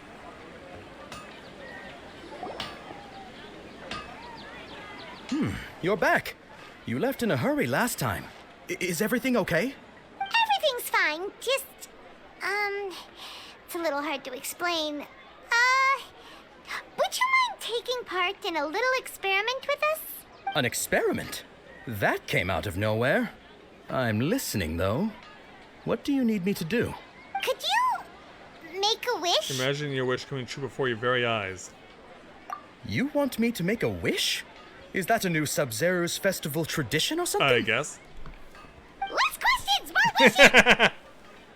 Okay. My wish. Okay. I'm a little nervous saying this out loud, but I want Miss Dunyarzad to be happy. Oh. I noticed earlier that she looked a bit down, and she wasn't really talking to anyone. She just doesn't seem like herself. She's always so gentle and kind, and all the kids love her. I've also wondered if the reason she asked me to be Ferris Knight of Flowers is because I'm special to her, or something. As in love? So, you have a crush on Dunyarzad? Oh, is it that obvious? After what I just said, I guess it is. When she placed the hat of the Knight of Flowers onto my head, she said to me, I want everyone to have a happy Sub-Zero's festival. What she didn't realize was that I'm not that interested in how everyone else feels. In that moment, I just wanted to be her Knight of Flowers for the rest of my life. 50 years, 100 years, I'll serve her till the end of time. Okay, yeah, that was a bit much. Felt like the right moment to get it off my chest, but that was pretty embarrassing. No, not at all. Okay, I'm ready to make my wish. I would like Miss Dunyarzad to appear in front of me right now with a smile on her face. Here goes. Please come true. Please come true indeed. I'm gonna open my eyes. Oh, you're... What? Do we actually see her? Fucky? Sorry, but only one portion of Yalda candies per person. Back home you go. False alarm. Nice try, you two. Anyway, never mind. I don't need to see her appear right in front of me. As long as she's happy. Guess he isn't the host of this dream after all. Should have expected it wouldn't be this easy. So now who?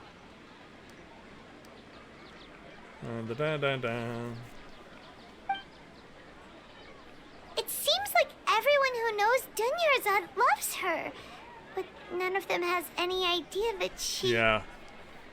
My lady, step Except for Dea? That sounds like Dea! Oh, right. This is when Dunyarzad bumps into the kidnappers. I'll do it? Damn right, it's about time. Huh? But Dea can handle them. Hey, Traveler!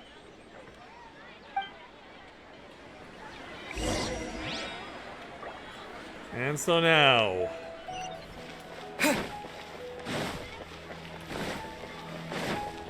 I'm ready to do this.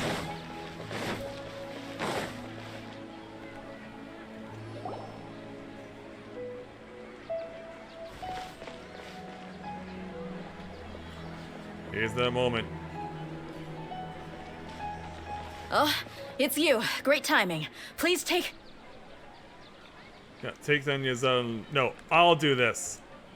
Hey, this is my job. The Homiyanis pay me, not you. Yeah, you're wasting your breath. You... fine, all right. Knock yourself out. Why are you so worked up anyway? It's not like I don't trust your fighting skills. Anyway, watch yourself.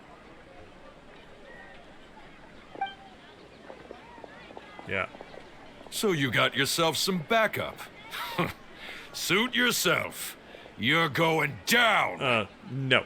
It's you who's going down. And believe me, I've been waiting for a long, long damn time.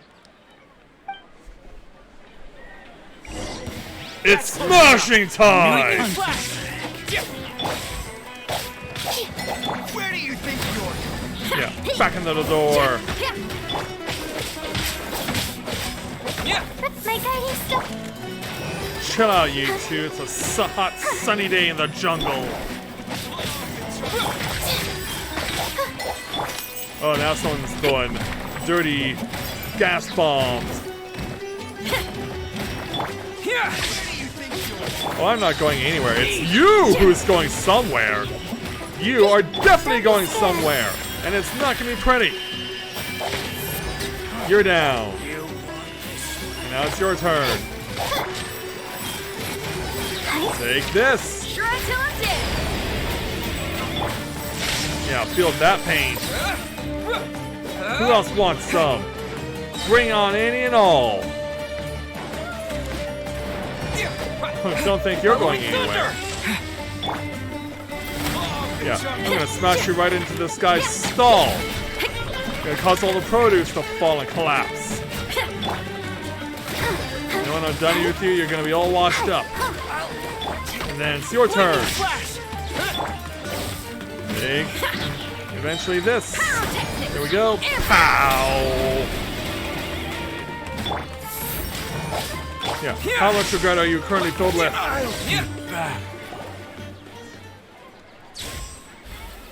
Traveler, were you just taking your anger out on those guys? I'm just angry at myself.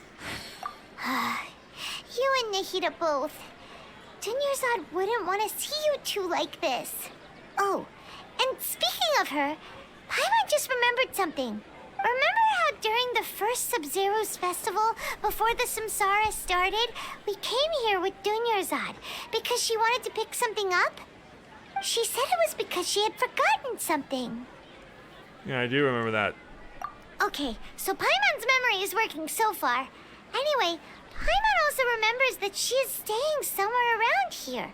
She pointed it out to us the night before the Sub-Zero's festival. Oh, yeah. Yeah, even if it's only a tiny clue, it'll probably still help us more than this needle in a haystack search. So what happens when we go in the door? This is the place. It's rude to enter other people's spaces without permission, but desperate times call for desperate measures. Hey, the windows are unlocked. Okay, Paimon's gonna take a peek inside. Paimon enters the room and returns a while later carrying something. Anything. This was only a temporary residence, so there was pretty much nothing inside except this book on the table. Should we open it? Yes. And I'm not gonna go through the whole details, but I may need to. These folk records are appended with Dunyazad's references and opinions leave every page densely packed.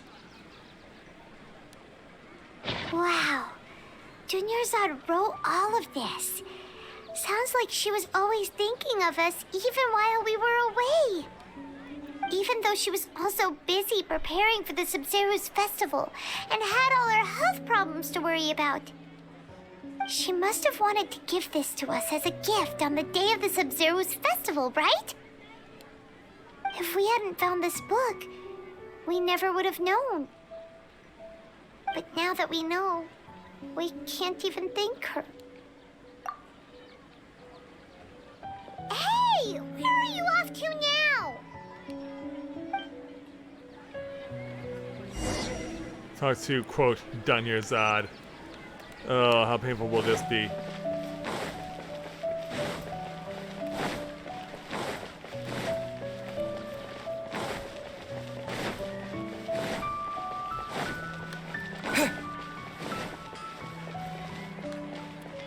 So what happens when we go there?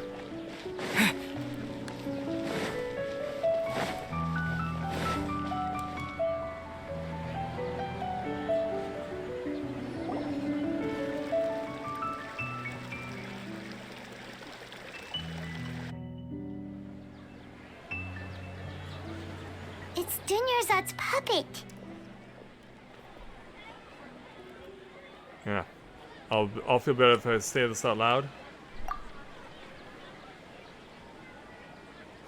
By putting on a brave smile.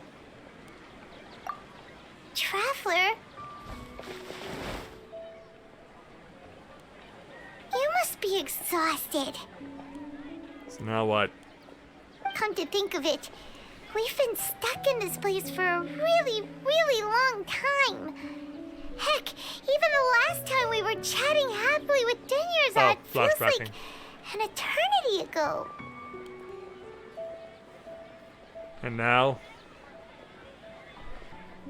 you know, all those happy memories are flooding back.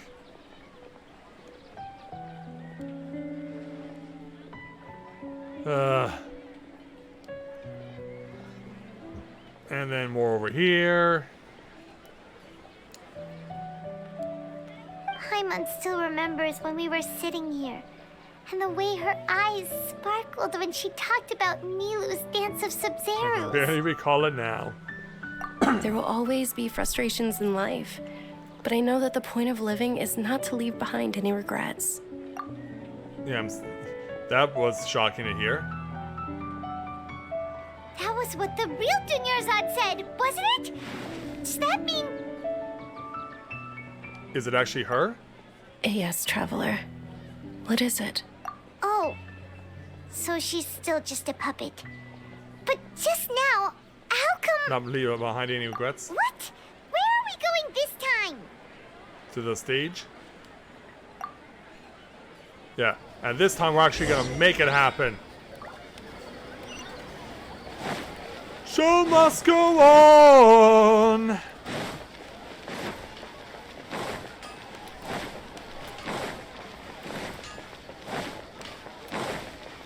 Watch the dance of Sub-Zeros. Or at the very least, get in the face of the academia. If you continue to resist, we will have to order an investigation into every single event organizer. The Grand Sage has already granted you much leniency. I advise that you exercise tact. I won't. How did things turn out like this? Yeah, now someone new arrives on the scene. Hey, Nilu. And hey, you, Reverend Shaw! Traveler? You don't have to get involved. He's a sage from the academia. I don't want to drag you into this. Oh, I'm already balls deep in this. Traveler? Traveler? What the heck are you doing? If you get arrested by the academia, that's another day gone to waste! At this point, I don't care anymore, clearly.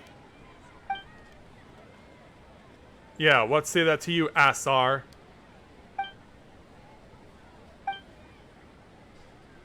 Wait, they're not reacting! Have they been scared They're stiff? puppets. Oh, of course!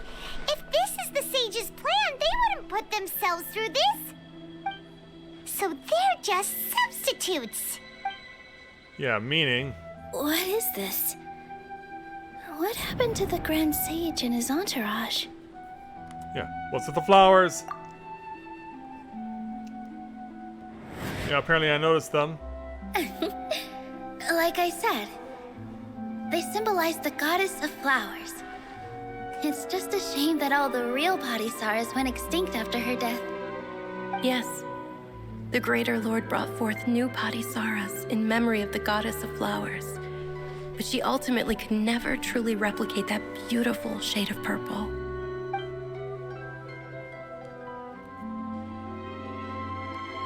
So... That beautiful shade of purple. Aren't these flowers real Padisaras? Just like the ones from the legend? I didn't even notice. Dunyarzad, did you find these? But didn't you just say all the real flowers went extinct after the goddess of flowers passed away? So, how? Yeah. What's going on Close here? your eyes, Nilou. Huh? Imagine that the Grand Sage and his entourage are not here in front of you. You guys are acting weird. But okay, I'll try. Give me the answers. Hey! They disappeared! So Nilou's the host. What a surprise! Purple Padisaras don't exist in the real world anymore. But in Nilou's subconscious, they can appear as decorations on the stage. It's just like the example Nahida told us.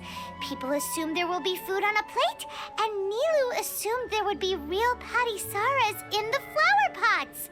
So when you saw the flowers, you instantly knew it was Nilou? But if we want to end the samsara, we need the host to become aware that they're dreaming. How should we make Nilou realize that? Am I dreaming? Huh? Yeah. I guess we're just gonna be curt with it. So I'm right. Is this Lesser Lord Kusanali responding to our celebration of the Sabzeruz festival? Wrong guess, but you aren't completely wrong either. The point is, what made you think this is a dream?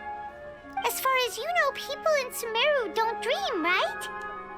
Yeah, but have you heard the tale of the first sage? To prevent a calamity, he went on a journey to find the Dendro Archon. Ooh, sounds familiar. Dunyarzad told us a story like that when we first arrived in Sumeru City. So it was about the first sage, huh? Yep, but in the part you heard, he hadn't become the first sage yet. There's more to the story. His piety and wisdom were acknowledged by the Dendro Archon, and she finally gave her blessing to him. All kinds of spectacular scenes appeared in front of the first sage, as if all the knowledge in the world was being painted onto a canvas right before him. He was captivated. He certainly was. After who knows how long, he mastered all the knowledge he could comprehend. Afterward, he said to the Dendro Archon, "I miss my parents, my wife, and my children. I've been away from home for far too long. They must be worried." The Dendro Archon smiled. The next second, the sage found himself lying in his bed, as if he had just woken up from a dream. His wife, lying next to him, said, "You're off to search for the Dendro Archon today, aren't you? Have a safe journey, my love." In the end, the first sage took care of many disasters in Sumeru City and founded the Academia. What a happy ending. So, the first sage was dreaming ever since the beginning of the story? He never went on his journey? Yes, but his faith and determination were conveyed to the Dendro Archon, so she blessed him in the form of a dream. Paimon understands where you're coming from now. That's a really interesting connection. But we really gotta wake up soon, like the sage in the story. But yeah, now that Nita was aware of it? I see. Well, it just so happens that today's Sabzeruz festival is almost over too. So you're finally gonna perform for us and break us out of the dream? Since we're in a dream, Let's make this final dance of Sub-Zeros as beautiful as we can. Do it. Do it!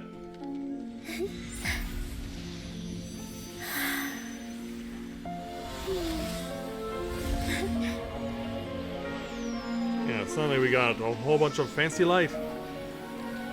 We're lighting up the night around here. Everyone. I dedicate this to our god, the dance of Sub-Zeros. At long last.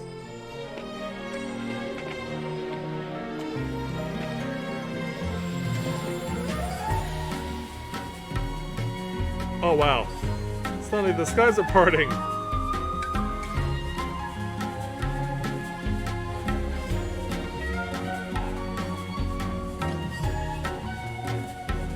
Yeah, make your dream as vivid as possible.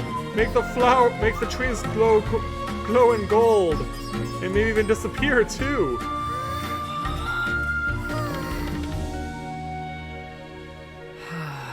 We're just enjoying the show. I'd be lying if I said I had no regrets. I would have loved to see Nilou's dance. Yeah, can we imagine the Dunyazad to come back? Yeah. Where have you been? You're just a ghost, but at least you're seeing your dream come true at last.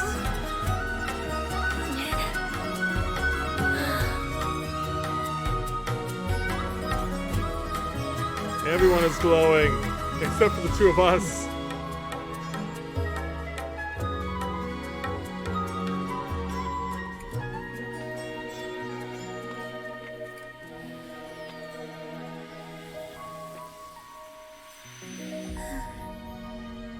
And when it's all said and done,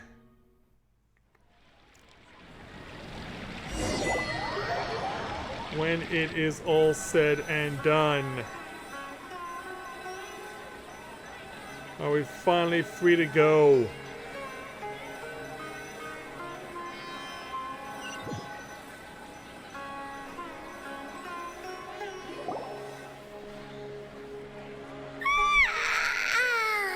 Oh, good morning, traveler. Oh, Paimon feels like she's been asleep for the longest time. Good morning, Paimon. Paimon's head feels super heavy. Did we oversleep? Do you even remember going to sleep last night? I think we were too entranced. Paimon thinks it was after the Sub-Zero's festival. The Sub-Zero's festival! Have we finally escaped from the Sub-Zero Samsara? Have we? Quick! Take off your Akasha terminal! Yeah. At the end of the Stance of Sub-Zeros, I think I saw. Yeah. Run, you two! Run!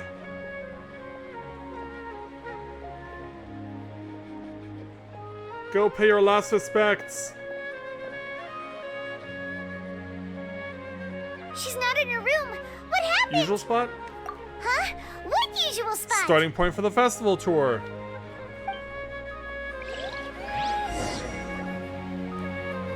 Find Dunyazad.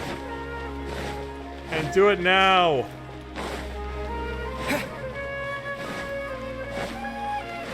Oh, her body would be over with, yeah, Nahida. Well done, Traveler and Paimon. What? And thank you, Dunyarzad, for organizing the Sub-Zeros festival for me. I'm sorry, who are... Dunyarzad! You're okay! Oh, don't scare us like that! Yeah. Do you know how worried sick we've been about you? Oh, Traveler Paimon. I have something amazing to tell you. We have something amazing to tell you too.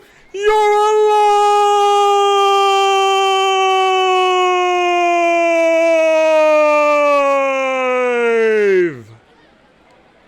I just had a dream. And I saw Nilou performing the dance of Sub-Zeros. Yeah. Quest over. Catherine, we will leave you for tomorrow. We've already been through enough tonight. Yeah. RIP Groundhog Day, we are done. Oh. Yeah, you were not lying about quests in Sumeru taking a very long time there, Luna. Yeah, it was not as simple as just seeing someone have their heart stepped on. You had to go through a whole-blown Groundhog Day. Yeah, Bill Murray, I think we got an opportunity to sit down and chat with you, boy. I think we do indeed. So, tomorrow I will be on later than usual because in Final Fantasy XIV, my FC has been invited to participate in a ceremony of eternal bonding, aka marriage. We have a couple who've been married before in game. They are doing a renewal of vows, so because of that, I'll probably be on the air about an hour later. But I hope that I will see all of you then, because I can definitely say that we have a lot to catch up on and we have a lot of things to do, and hopefully with you guys on my side, we can make it happen. So, with that, I'd like to thank everyone for watching the continuation of Let's Play Genshin Impact live here on Twitch, and I will see you back here a little later than usual tomorrow night when we can finally move on because Groundhog Day is over! So, thank you very much everyone for watching, and until next time everyone, may you ever walk in the lights.